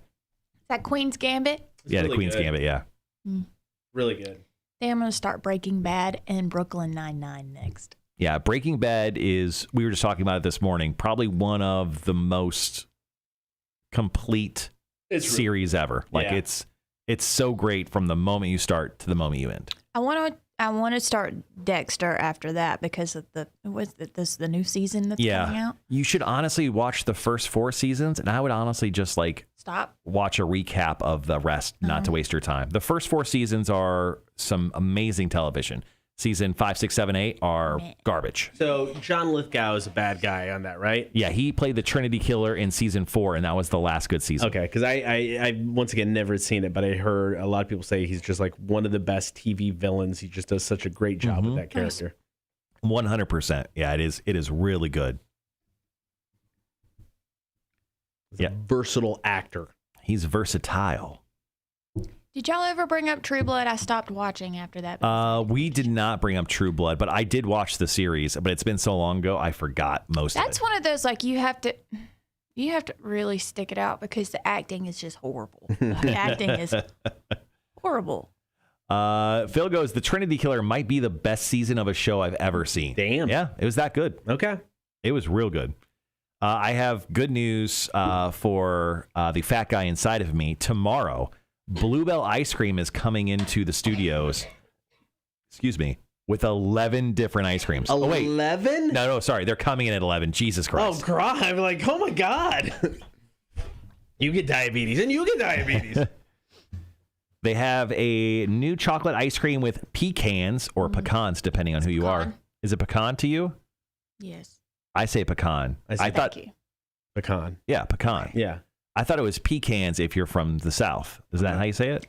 I've always said pecans. Now, my ex has said pecans, and he'll probably say that you're not saying it right. Well, gee, I can't believe you're not with him. Pecan. They also have a chocolate cake pieces and chocolate icing swirl that we're bringing in. Oh, shoot, yes. They'll also be bringing a half gallon of homemade vanilla for anyone who may have allergies and a couple boxes of Crunch Bars to snack on. Lame. Yeah, we have Crunch Bars to snack on in between our ice cream scoops that we're eating. I can't be here tomorrow. My body is honestly rejecting the 11 o'clock hour of my work day tomorrow. I have to leave. No offense. Nothing with cookie dough? No, I don't. Wait, are you disappointed? Yes. Are you okay? No. Really want cookie dough so ice we cream. found Kroger's ice cream is actually usually pretty good. Yeah. Mm-hmm. And they have a brownie cookie dough chocolate ice cream. But the cookie dough, it's hard chunks of cookies, so it's not the typical. Because I want the cookie dough, but you get the soft brownies and the crunchy cookies. It is delicious. Wait, it's just like fully done cookies. They just chop them up and put them on there. Yeah, and then brownies. So you got the fudginess of the brownie, and then you get some crunchy cookies. I'm here chocolate for it. ice cream. All right. Yes. Actually, that's a really good question for everyone on the stream right now. Is it pecans or pecans? Gibby asked if Matt can make the switch to 106.1. Oh, no. There you go. As I look at you. Rhett says pecans. Yeah. It's pecan. I say it's pecan. Cookie dough ice cream is the best. There's a place, so whenever I'd go back home, there's a place called Double D's. It's just a local ice cream shop, and they do their version of the Blizzard, but they do soft serve ice cream. And if for cookie dough, I mean, they literally just take chunks of cookie dough and throw it into this thing. By the end of it, you've eaten like 12 cookies because it's that much cookie dough. That's delicious. Oh, it's so effing good, man. It's my first stop if it can be when I go home. Yeah. Hit that place up. Dude, when it comes to ice cream, and I know this is a really boring take on it, I love Cold Stone Creamery. 'Cause I love Cold Stone Creamery. I do too. Yeah, I mean, Dairy Queen's just okay. No, Dairy Queen's is just garbage. Sonic is kind of on the same level. Yeah. Their peanut butter shake is really good. Who? At Sonic. Oh, Sonic? Oh, I never had it. Was it? But just the way Cold Stone Creamery, like they fuck their ingredients right into the ice cream. I mean, they're like, do you want Oreos? I'm like, can I have some Oreos, please? And they're like, okay. And they take like a fucking handful of Oreos. They're like, fucking these Oreos right to the ice cream. They have like 2 fuck sticks and they just fuck them right in there. Like, I'll never be able to go back without hearing Marshall say, fucking it together. Yeah, so Cold Stone Creamery, I mean, they fuck their shit so well together, man. It's like, so when you eat it, it's just like this orgasm of awesomeness in your mouth. Stop it. So I just love really love Cold Stone Creamery. I mean, when it comes to ice cream, I Yes, mean, you do. you can have, and here's the thing, Cold Stone Creamery, you can have delivered to your house. Really? And I've had Cold Stone delivered to my house a couple times. Does it stay? Does it? For the most part, it's a little runny, but they have like those. They have those. Ew. I don't like that word. What? Oh my God! Jesus, can we not say words at all anymore? I don't like that one. That's a new one. Anything that is associated with. All right, hold on. We need a Mac dictionary. Yeah, at this point. Okay, all right. We'll be back, guys.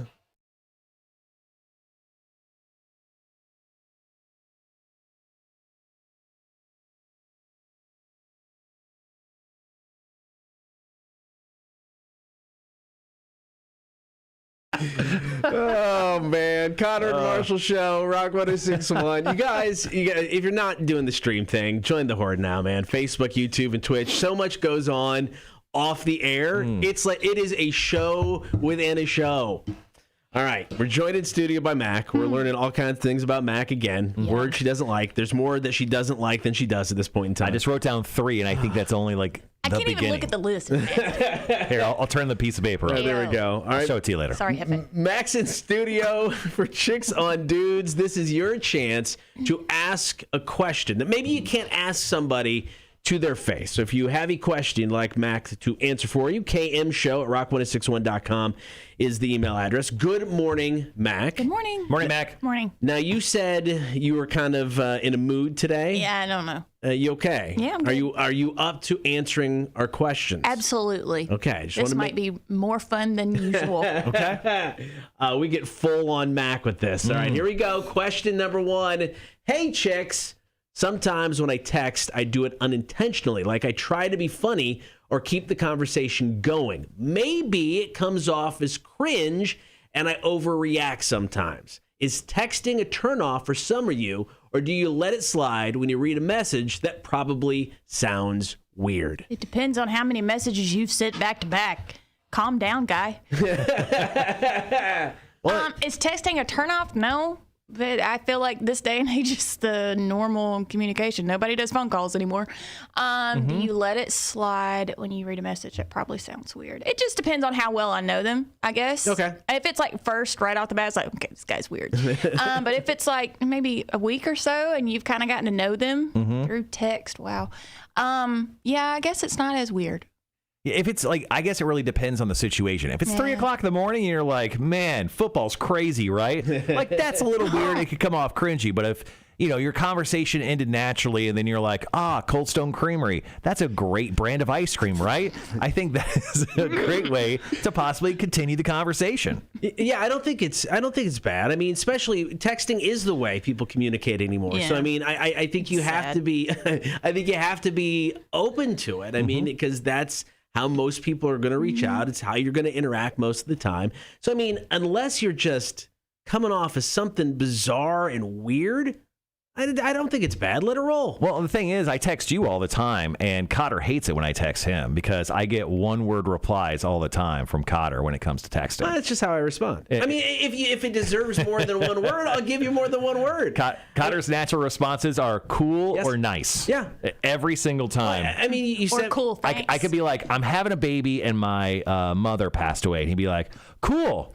Aw. Exactly. That's what his response is. You would get more out of me for a question like that. I mean, you shot me like the streaming numbers from the other day. What am I supposed to do? Have a dissertation about how great they were? No. Yeah. It was just like, nice, awesome. I mean, what more do you want? You could have been like, oh man, that's great. I think we're going to be able to grow this thing to another level. You just wrote, nice. He's just trying not to waste your time nor his. There is no way anyone could waste my time because I do nothing most of the time. You said it. So no, I don't think it's bad. I mean, I think it depends on what the text is. I mean, if you're just being weird, okay, we could have some issues. 3 o'clock in the morning, I see you. What? Wait, has that happened to you? No, not yet. Well, one day. Cotter, you want to go into the next question I think here? we go ahead and go into All right, let's go ahead and jump into question number 2. Our third question is a doozy. You're definitely going to stick around for question number 3. Question 2 goes like this, Mac. Sup, chicks? I'm 21, and I met a girl who is almost 24, but she really likes me. And I don't know why an older woman would like a younger guy, like 3 years younger. 1 year I can understand, but 3 years? No, he says. Never experienced before. Is it normal? What could be the reason? This guy, very young, another girl, little less than 3 years, into him, and he's freaked out by the proposition of an older woman coming on to his young stallion-like body. That's an older woman? According to him. I guess my definition of older person is different than everybody else's. Right, like it'd be Cotter. different. It'd be like 21 and 50. It'd be kind of weird. But like 21 and 24, that's not. Like that Courtney Stodden chick who was dating the dude from Lost, and she was like 19 and he was 53. Yeah, that's weird. That was a little creepy. No, I mean, this is 3 years. If I'm the lady, just run. I mean, this to me is a red flag that this is going to be an awkward relationship and this guy is going to look at everything weirdly and it's not going to be worth your time. Yeah, if you look at an age different that little, weirdly, I feel like that is a red. What is the max age difference you will allow yourself? You're 28 now. Would you date a 40-year-old guy, or is that too old? Or 35. Does it 35? Mm-hmm. So it's a 7-year gap range. Yeah. What about younger? Would you date a 21-year-old? Because I've met recent 21-year-olds and I'm good. How younger? No offense. How younger would you go? Which is a very weird question to ask live on the radio. 25, 26. Okay, so 3 below, 7 above. Yeah. So you're within a 10-year age range-ish when you're looking to date someone. Sure. And I mean, I think the older thing, as you get older, I think that number can, that age gap can widen a little bit. I mean, my in-laws are 10 years apart. But they both got married or 30s and 40s, so it's like as you get older, I think that number becomes a little bit less of an issue. Yeah, absolutely. I don't know why it just seems weird for me to date a 21-year-old. and just like on Facebook yesterday, where like there's like people you may know. Yeah. There was this very young girl with this older guy, and they were like in a coupley position, and I'm like, this looks weird. So I hit the profile, and it was a very young girl who married an older, and he was a musician, and I was like, this looks so weird to the eye, but I'm like, I'm glad they're happy. I'm glad that older guy can get, like he seems to be doing very well, and obviously she seems to be doing very well, and I'm like, they are nowhere in the same league, but money talks. Yeah, it does. All right, dude. At 21 and 24, stop freaking out. It'll be fine. Enjoy the relationship if you can. You freaking out shows your age. Exactly. That's why Mac won't date somebody 21. Yeah. All right, coming up next. This is an outstanding question. You're going to want to stick around. It's beautiful on multiple levels. Sure. We've got more Chicks on Dudes. Max in studio answering your questions. It is the Cotter and Marshall Show. Brand new, A Day to Remember. This is everything we need in Rock 106.1.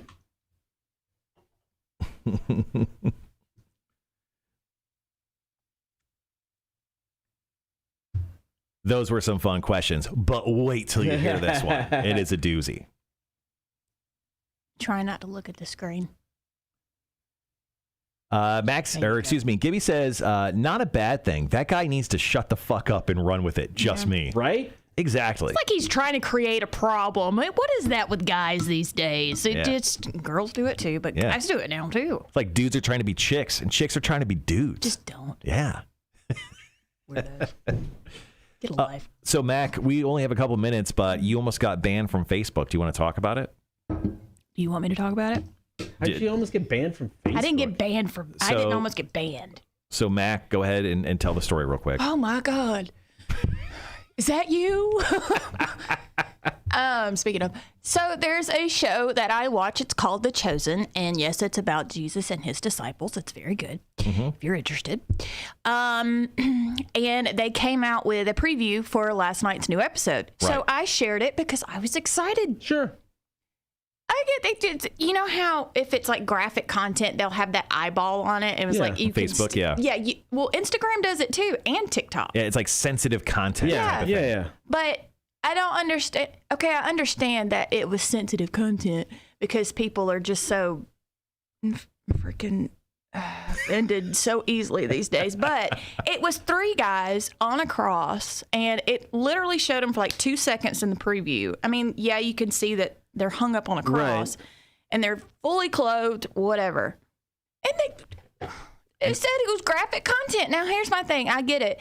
But you got people showing off their bodies in a way that's very graphic or talking about killing people openly on social media, but you're not going to ban that. Cotter twerks all the time on social media. That's why he's such a great follow. So good. Yeah. He never gets sensitive content. So why wouldn't you get banned? Because I'm awesome. Well, yeah. Well, so his skin's not sensitive. He lotions every day. So mostly his buttocks. But yeah, so don't use those 2 words together.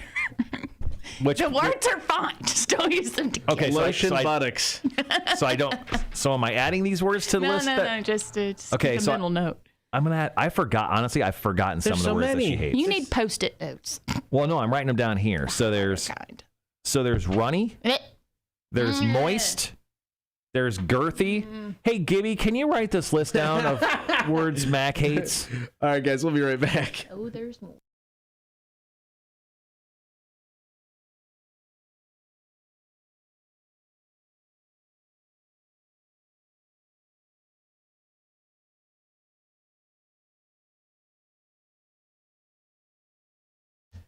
Good morning. Be sure to get the stream, Facebook, YouTube, and Twitch. Like, follow, and subscribe. Mac from Bob 1069 is in studio for another round of Chicks on Dudes. If you have a question for Mac, this is an opportunity for Ask Something. Maybe you just can't ask somebody to their face. We can email it to the show, kmshow@rock1061.com. So far through 2 questions. But man, is number 3 a doozy. It is 100% a doozy. All right, let's go ahead and get into it. Sup, chicks? Another chick here, but I have a serious question for y'all.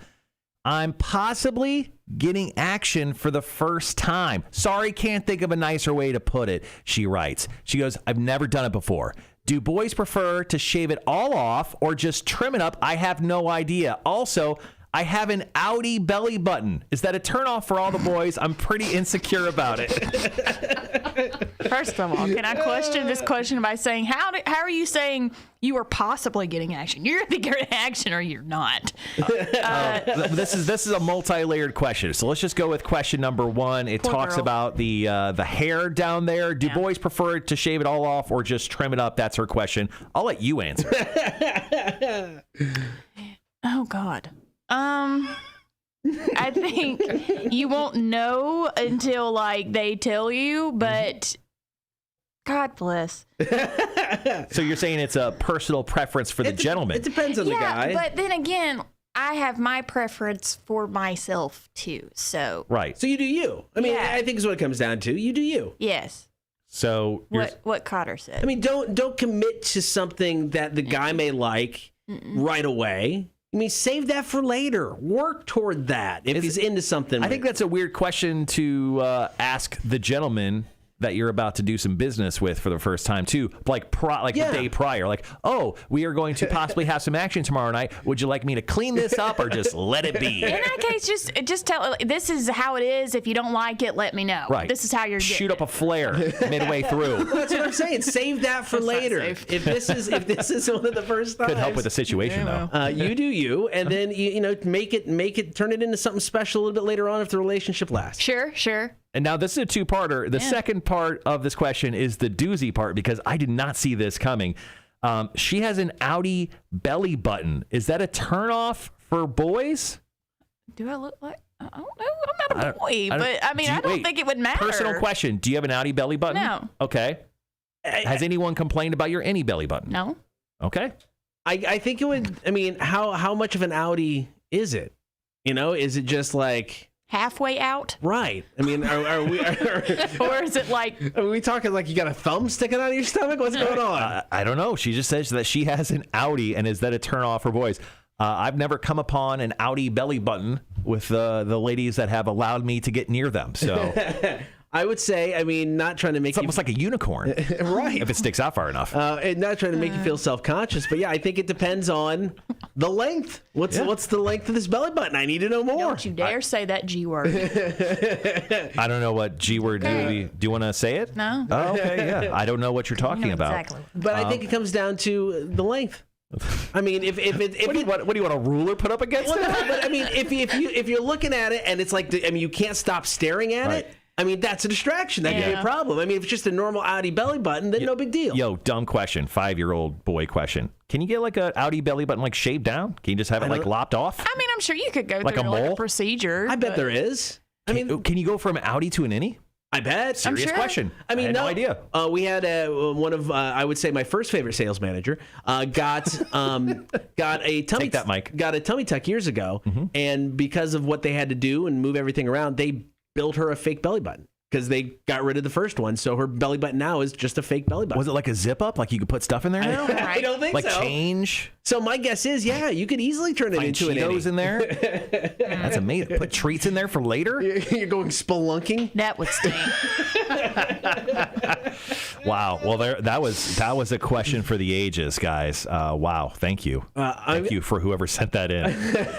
If he's a gentleman, by any means, it would not matter. I don't think it'll matter. Right. No, I think it's fine. Yeah. All right. If you have a question for Mac, obviously nothing is off the table anymore. You can email the show, kmshow@rock1061.com. Mac, thank you as always. Thank you. Thanks, Mac. All right, coming up next, Marshall's Music News. Stick around. It is the Cotter and Marshall Show, Rock 1061. Ow, my back. That was an odd question. We found that one, and it was incredible. That was stuck deep into the emails. No. Let's see. Do you guys really pay that much attention to a belly button? That's what I'm saying. If it's like blatant, yeah, I'm probably paying attention to it. I mean, that was my point. It's like, look, if it's just kind of an Audi belly button, no. But I mean, if it's like, holy shit, is that a tumor? What is this? It's like if it's literally a unicorn poking out from your stomach area. Is that your twin? You didn't fully, no. take it in the womb? I don't know what it is. Oh, no. Can you cut it off and eat it and get powers? I think I heard that once. Yeah, I mean, I think the belly button thing, I mean, it has to be obscene. Yeah. Jeremy says, I've noticed that most women just do them, and that's how it is. LOL, because she has her own personal preference on her lady bits. Gibby goes, guys don't really care unless it's like completely unmanaged. Ew. There's... You can't hate the word unmanaged. No, I'm not saying ew because of that. I just don't. Right. Yeah. Girthy, excuse me. Gibby did that on purpose. Gibby started screaming girthy halfway through our conversation. So we were writing down, or I was having Gibby write down the words that Mac hates. One of them he wrote down was creamy, and I don't remember that one. Do you hate that one? I don't think we ever said it, but I don't think I like it. This could be a new bit. Just people call in with words to see if Mac cringes or not. Yeah. I kind of like this. We'll call it cringe therapy. So right now I've got runny, moist, girthy, and creamy. Say that. Is there any other word that you want to bring up? There's a lot of words. I'm going to tell you. Okay. So it's like a fun game. Call in, say a word that you think Mac will hate. So we'll take like 5 words. The biggest reaction wins. Okay. You know, it's it's just like the biggest reaction wins. Yeah, I mean, we don't even have to make it a call segment. We could just have people chime in on social media. Right. Perfect. I love it. Someone write that idea down and remind us. We'll forget. Yeah, they will. Yeah. Cotter's not even paying attention right now. He's actually just texting Emails. There's a time for emails. It's after the show, Cotter.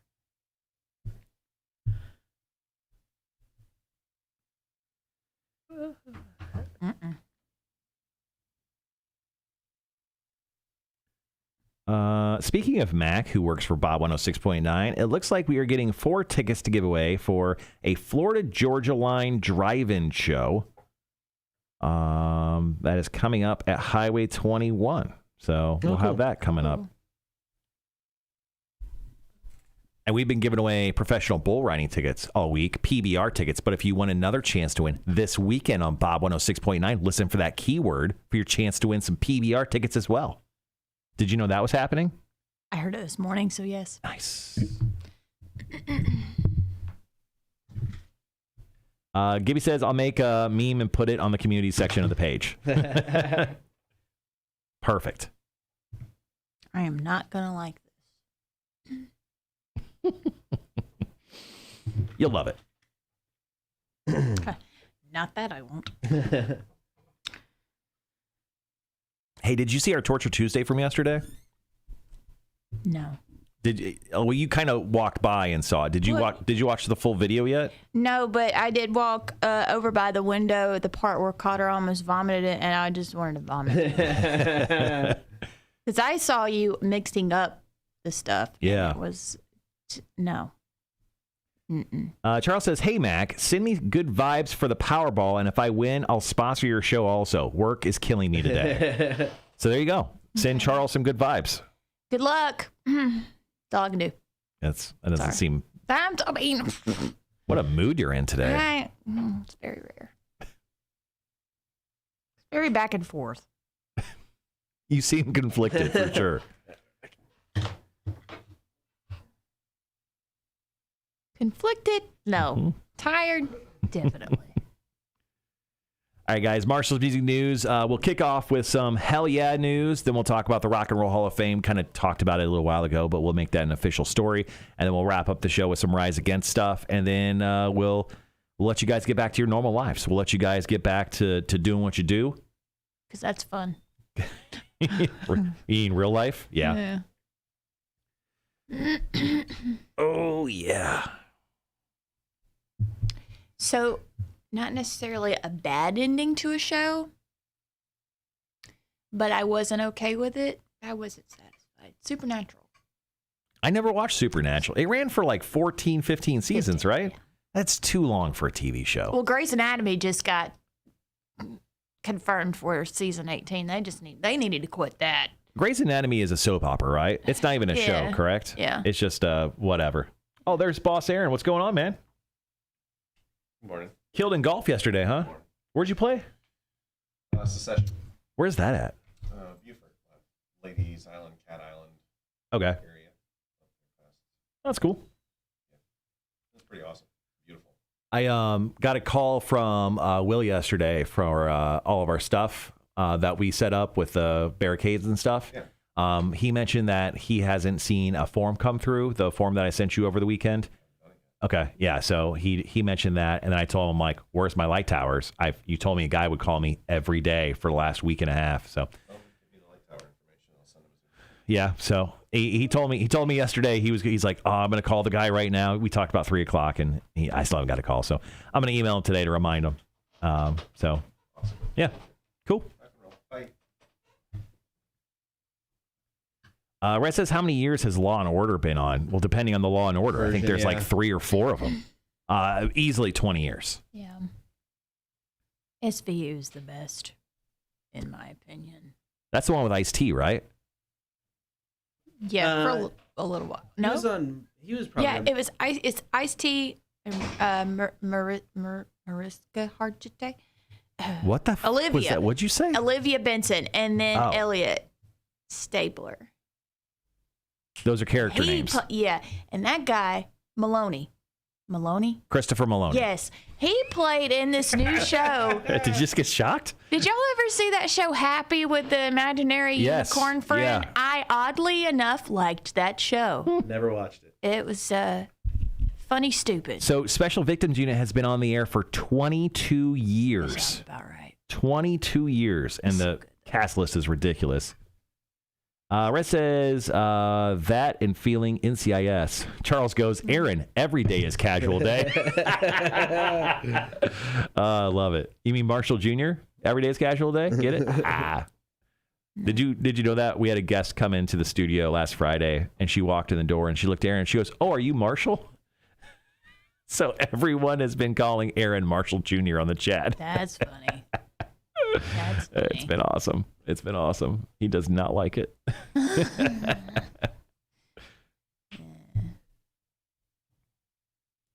Mac, what are you doing with the rest of your day?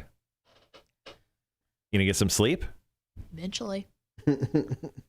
So my dog didn't poop this morning, so taking him out for a poop when I get home. Right. Jesus. Rare form, Mac. Rare form. A long nap in my future. Yeah, you need one. You're a little grumpy right now. And it's 9:27 a.m. I'm not grumpy. No, it doesn't show. I was more grumpy. Was it last week? Grumpy? Oh yeah, when Mac gets grumpy, she starts screaming out obscenities. Made fun of my stamps. Well, right, but I'm not even talking about that point. I think it was the following day, and you were just like, well, in her southern voice, she was screaming out the F word, which is very funny. Have you ever done like stand-up comedy before? No. No? You should try. I don't know. I watched, what is it? Not Midlife Crisis. Quarter Life Crisis. She wasn't very good on Netflix. I mean, I got the jokes, and they were like, funny, but they weren't like. I don't know that one. Oh, my God. Who was the comedian there? I can't remember her name. I'll look it up. It's Quarter Life Crisis. Got about 90 seconds. That was comedian extraordinaire Taylor Tomlinson. Tomlinson, yeah. I don't know who that is. I've never seen her. Probably why it wasn't all that good. People also ask, is a quarter life crisis a real thing? Like a midlife crisis, a quarter life crisis is a period of uncertainty, questioning, intense soul searching to your mid-20s to early 30s. Mac. Often people experience this uncertainty because they feel trapped, uninspired, and disillusioned. Trapped? No. Disillusioned? No. Uninspired? In some areas. 45 seconds. That's reality. That is reality. Suck it up. Wow. Mac's getting real deep this morning. All right, starting with Hell Yeah, Rock and Roll Hall of Fame, ending with Rise Against Cotter. Sounds good.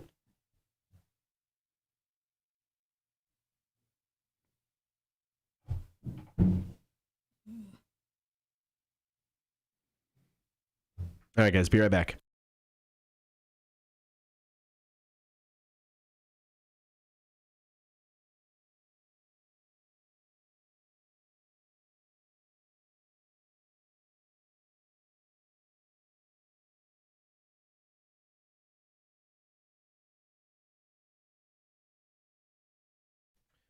Good morning. Thank you for hanging out. It is the Cotter and Marshall Show. 30 minutes left. That means it's time for Marshall's Music News. So, Hell Yeah are formally on hiatus for the time being, as drummer Ray Mayorga has explained in a recent interview. Now, Roy stepped in for Vinnie Paul after Vinnie passed away and kind of wrapped up the tour with them. Now, he's kept in touch with the guys, and to what it shows, it looks like the band is officially on hiatus. Now, Chad Gray is obviously reuniting with Mudvayne. Guitarist Tom Maxwell expressed doubt that there even be another Hell Yeah album. He didn't even really seem interested in doing any more work for the band at all after Vinnie passed away. Vinnie was obviously the real heartbeat of that group. Now, during an interview, the drummer was also asked if Hell Yeah was a functioning band, and his actual response was, "Not right now." Chad's doing his own thing, and the rest of us are on a hiatus, so we don't know if they're ever coming back at this point, but Hell Yeah, formally, currently on hiatus. I don't see this group ever getting back together. Maybe like a one-off show for like a Dimebag, Vinnie Paul celebration type thing, but I don't see Hell Yeah coming back as a active band ever again. No, I mean, Chad Gray will find something else to do if Mudvayne's not going to be a long-term thing. But yeah, Hell Yeah, I think they're officially done. So let's do some Mudvayne. This is Happy. It's the Cotter and Marshall Show. Rock 106.1. More Marshall's Music News coming up.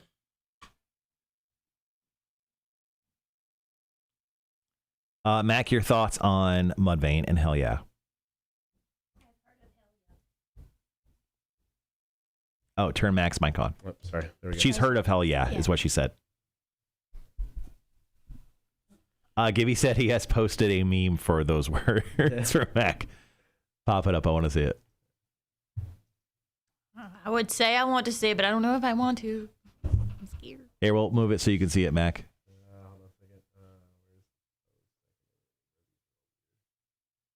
Yeah.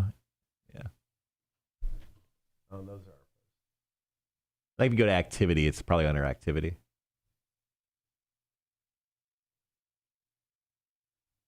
Oh, there you go. Yeah, that's our reminder. That's our reminder. There you I go. love Chris Pratt. Oh, now she likes that. She liked your meme too much. Make one with an actor that she hates. That was pre-Star-Lord. Yeah, it was. Very pre-Star-Lord. I think he looks perfectly normal and fine. You guys are assholes. I didn't say anything. I just said that was before Star-Lord. Now, you were fat shaming Chris Pratt. He does look better as Star-Lord. I'm just saying. Yeah. Okay. Sure. If I got on the Disney diet too, I could probably still not look as good as him, but look better. Well, it's like the guy from Always Sunny, how when he lost all that weight after gaining all the weight for that next season, he's like, he wouldn't wish that upon anybody, and he had the backing of the whole production company and all this money to do nutritionists and everything. Yeah, he said it was the worst. He said it's still the worst. He's actually still keeping in shape too. So. Okay. Is that the Mac character? Yeah. That Jake has a picture of whenever I call. Oh, it does he? Another show I need to watch. That's kind of funny. You've never seen It's Always Sunny? Well, there's like 15 seasons to watch, so you got a lot to catch up on. Okay, that might have to wait. Yeah. I got about 90 seconds. Story number 2, Marshall's Music News coming up. Also need to watch How I Met Your Mother. I would watch It's Always Sunny before How I Met Your Mother. Personally, I liked that series better than How I Met Your Mother. Although I only watched the first 2 seasons of How I Met Your Mother. Yeah. There's a Marshall in that, though. I think I remember liking that character. There is a Marshall in there, yes. Which one was Marshall? I forget. Jason Segel. Jason Segel? Yeah. He's awesome. Yeah, he does a great job. He's really good in it. I mean, to me, him and the chick from American Pie, I can't think of her name. They're the best characters on the show. The lead, Ted, I hate. I do not. Really? I don't like him at all.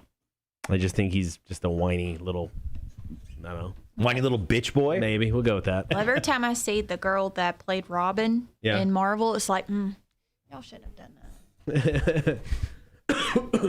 She doesn't even have a big role. She shows up for 5 seconds on the screen. Every Marvel movie? Yeah. But still, she's there. All right, guys, we'll be right back.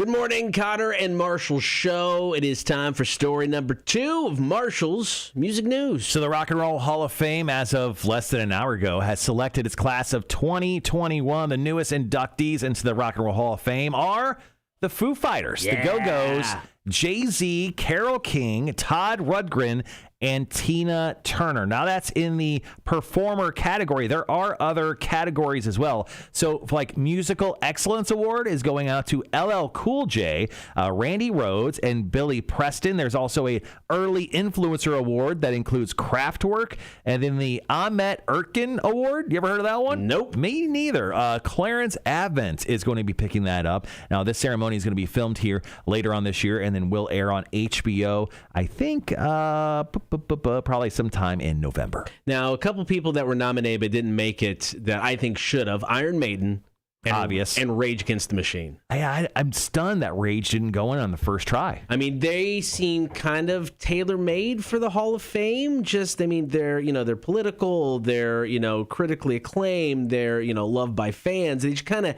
have everything the Hall of Fame seems to want. Yeah, and they're so unique in their stylings. Like, look, I get it. If you're just another one of those, like the Go-Go's, like, cool. You're like one of those rock bands from yesteryear. But I mean, Rage Against the Machine stands and still stands for such unique things that they're so unique. You think that would be an obvious one right from the get-go. They're not. Now, Weird. If they get inducted, do they show up, or is the Hall of Fame the machine? I think it's a fair question. I don't know. We'll see. We'll have to see how much money they'll be given to show up. It really depends on that. All right, coming up next, one more story to go, and then we'll wrap up the show. It is Connor and Marshall, Rock 106.1.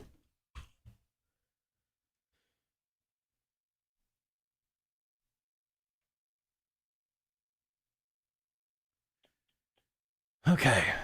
Jay-Z over Iron Maiden, says Charles. Middle fingers. I mean, I get Jay-Z going in. I mean, this is long past the point of just being a Rock and Roll Hall of Fame. But yeah, Iron Maiden not in the Rock and Roll Hall of Fame is kind of crazy to me. Mm-hmm. You want to pop Mac on? Oh, yeah.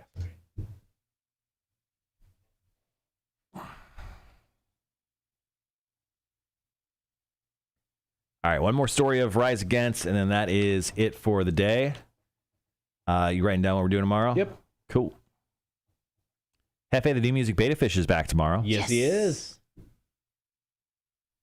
That sleepy feller. Yeah. He's still hanging out. I fed him this morning. Are you still feeding him in the afternoon? Do you give him food at all? Every now and then. The avocado's freaking me out because it's growing stuff. Yeah, I don't know what's going on with that. I need to add some water. I think I need to give him. I need to give Hefe the treatment now that we're 2.5 months in. Yeah, you need to clean it out. Well, I changed the filter. I just need to do the whole process. You're supposed to drop his water down to a quarter of the amount, pull the other water back out, put new water in. It's a process. Wash the avocado and the spriggy thing. The spriggy thing I'm going to get rid of. I'm going to get a new thing in there. Poor guy. He's living a good life. I mean, he's sleeping. That is the good life. Jealous much? Jeez. Yes. Oh, that's cool. Not rock music related, but Carrie Underwood just officially announced her Las Vegas residency. Oh, cool. When does that start? Beginning December 1st. Telling you, man, if you're a band or a musician and you can do one of those things, hell yeah. I mean, it's like you tour without touring. I mean, everybody just comes to you. It's awesome. Yeah. I might be going to Las Vegas.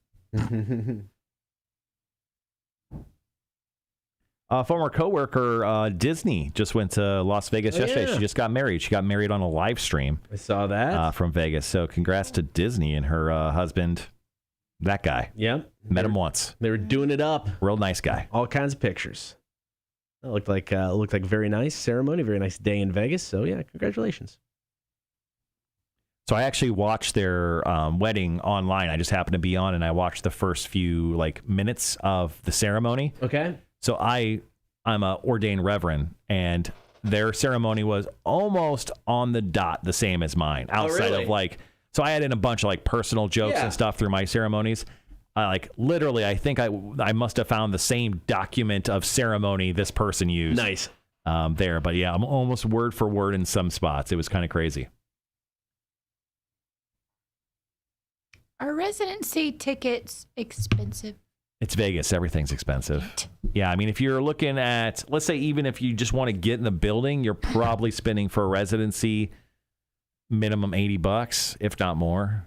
That's not bad. Just to get in the building. That's like upper tier, depending on the room. But I can still say, hey, I got to see Carrie Underwood at her residency in Las Vegas. And I was in the nosebleeds, and she's like, oh, but.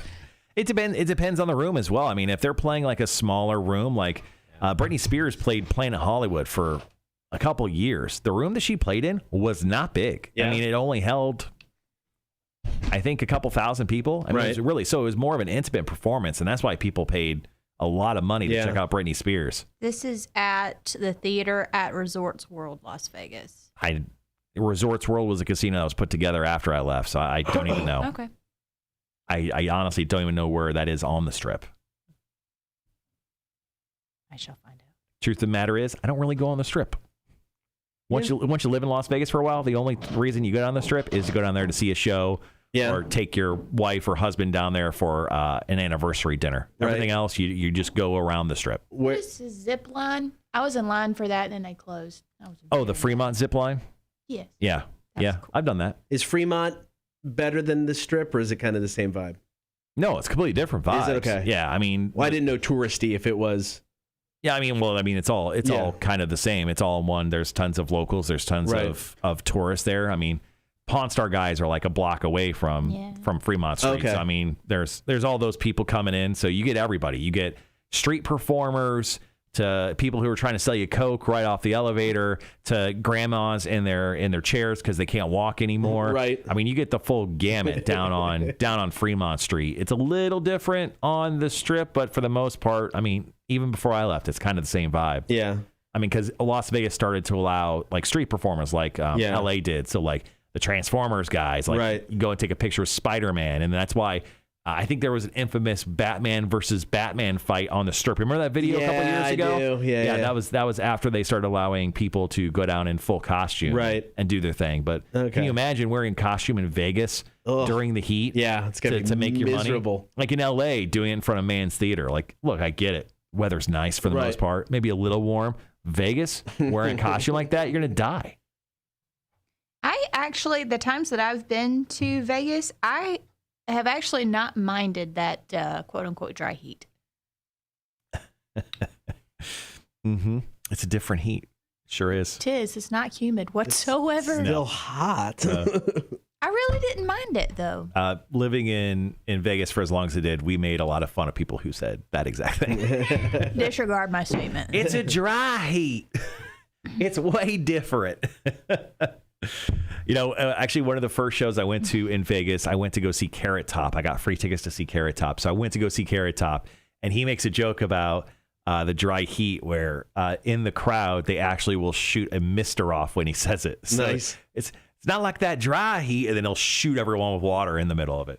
It's kind of funny. I mean, it's not funny now due to the pandemic. COVID could jump on those water droplets and then run right into your face. Mm-hmm. All right, guys, got about 90 seconds. Last break of the day. We're going to do a story about Rise Against. They are ready to come out and kick ass.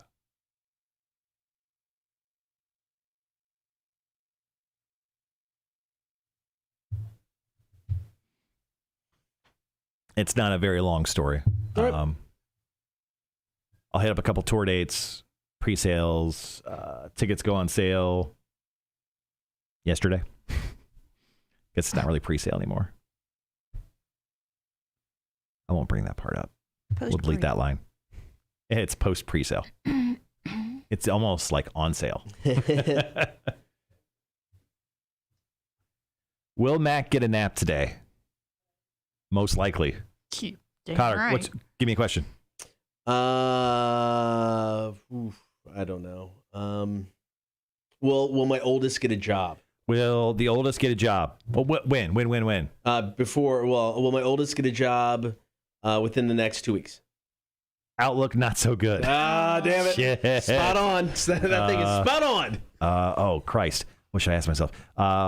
Will I eat the salad that's been in my fridge for 2 days for lunch today, or will I get something from fast food? Please go get fast food. It is decidedly so. What does that mean? You asked a weird question. We'll be right back.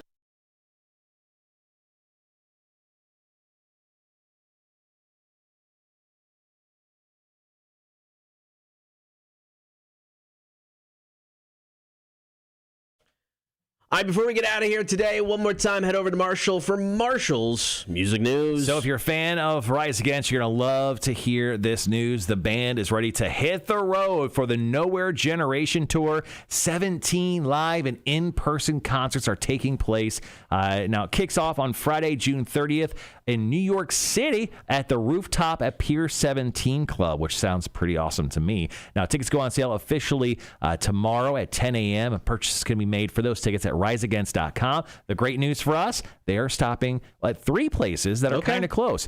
August 4th, they're playing the Charlotte Metro Credit Union Amphitheater in Charlotte. On August 6th, they're playing the Tabernacle in Atlanta. And on August 7th, they're playing the St. Augustine Amphitheater. Beautiful spot. Yeah. Been down there many times in St. Augustine, Florida. So it's 3 opportunities to go check out Rise Against if you're a fan. All right, coming up on the show tomorrow, Hefe 2, the new music band official, select a new song for us. I will get quizzed in the face. And they got another round of Are You Smarter Than a Community College Dropout? That is brought to you by Rotten Little Bastard Distillery. And don't forget, the Rock 1061 20th anniversary concert goes down Saturday, July 3rd. Tickets are on sale right now. Hit up eTix or just rock1061.com. All right, we'll talk to you tomorrow at 6. Cotter and Marshall Show, Rock 1061. All right, guys, that is the end of the show. Max, say goodbye. Goodbye. Cotter, say goodbye. Yo, see you guys. Goodbye. Have a good day. See you tomorrow, 6 a.m. Big show. What's on the show tomorrow? We've got Hefe, Quizzed in the Face, Are You Smarter Than Community College Dropout, and more that will be determined at a later time. Probably before tomorrow, though, right? Hopefully. Okay, cool. See you tomorrow, 6 a.m. Bye.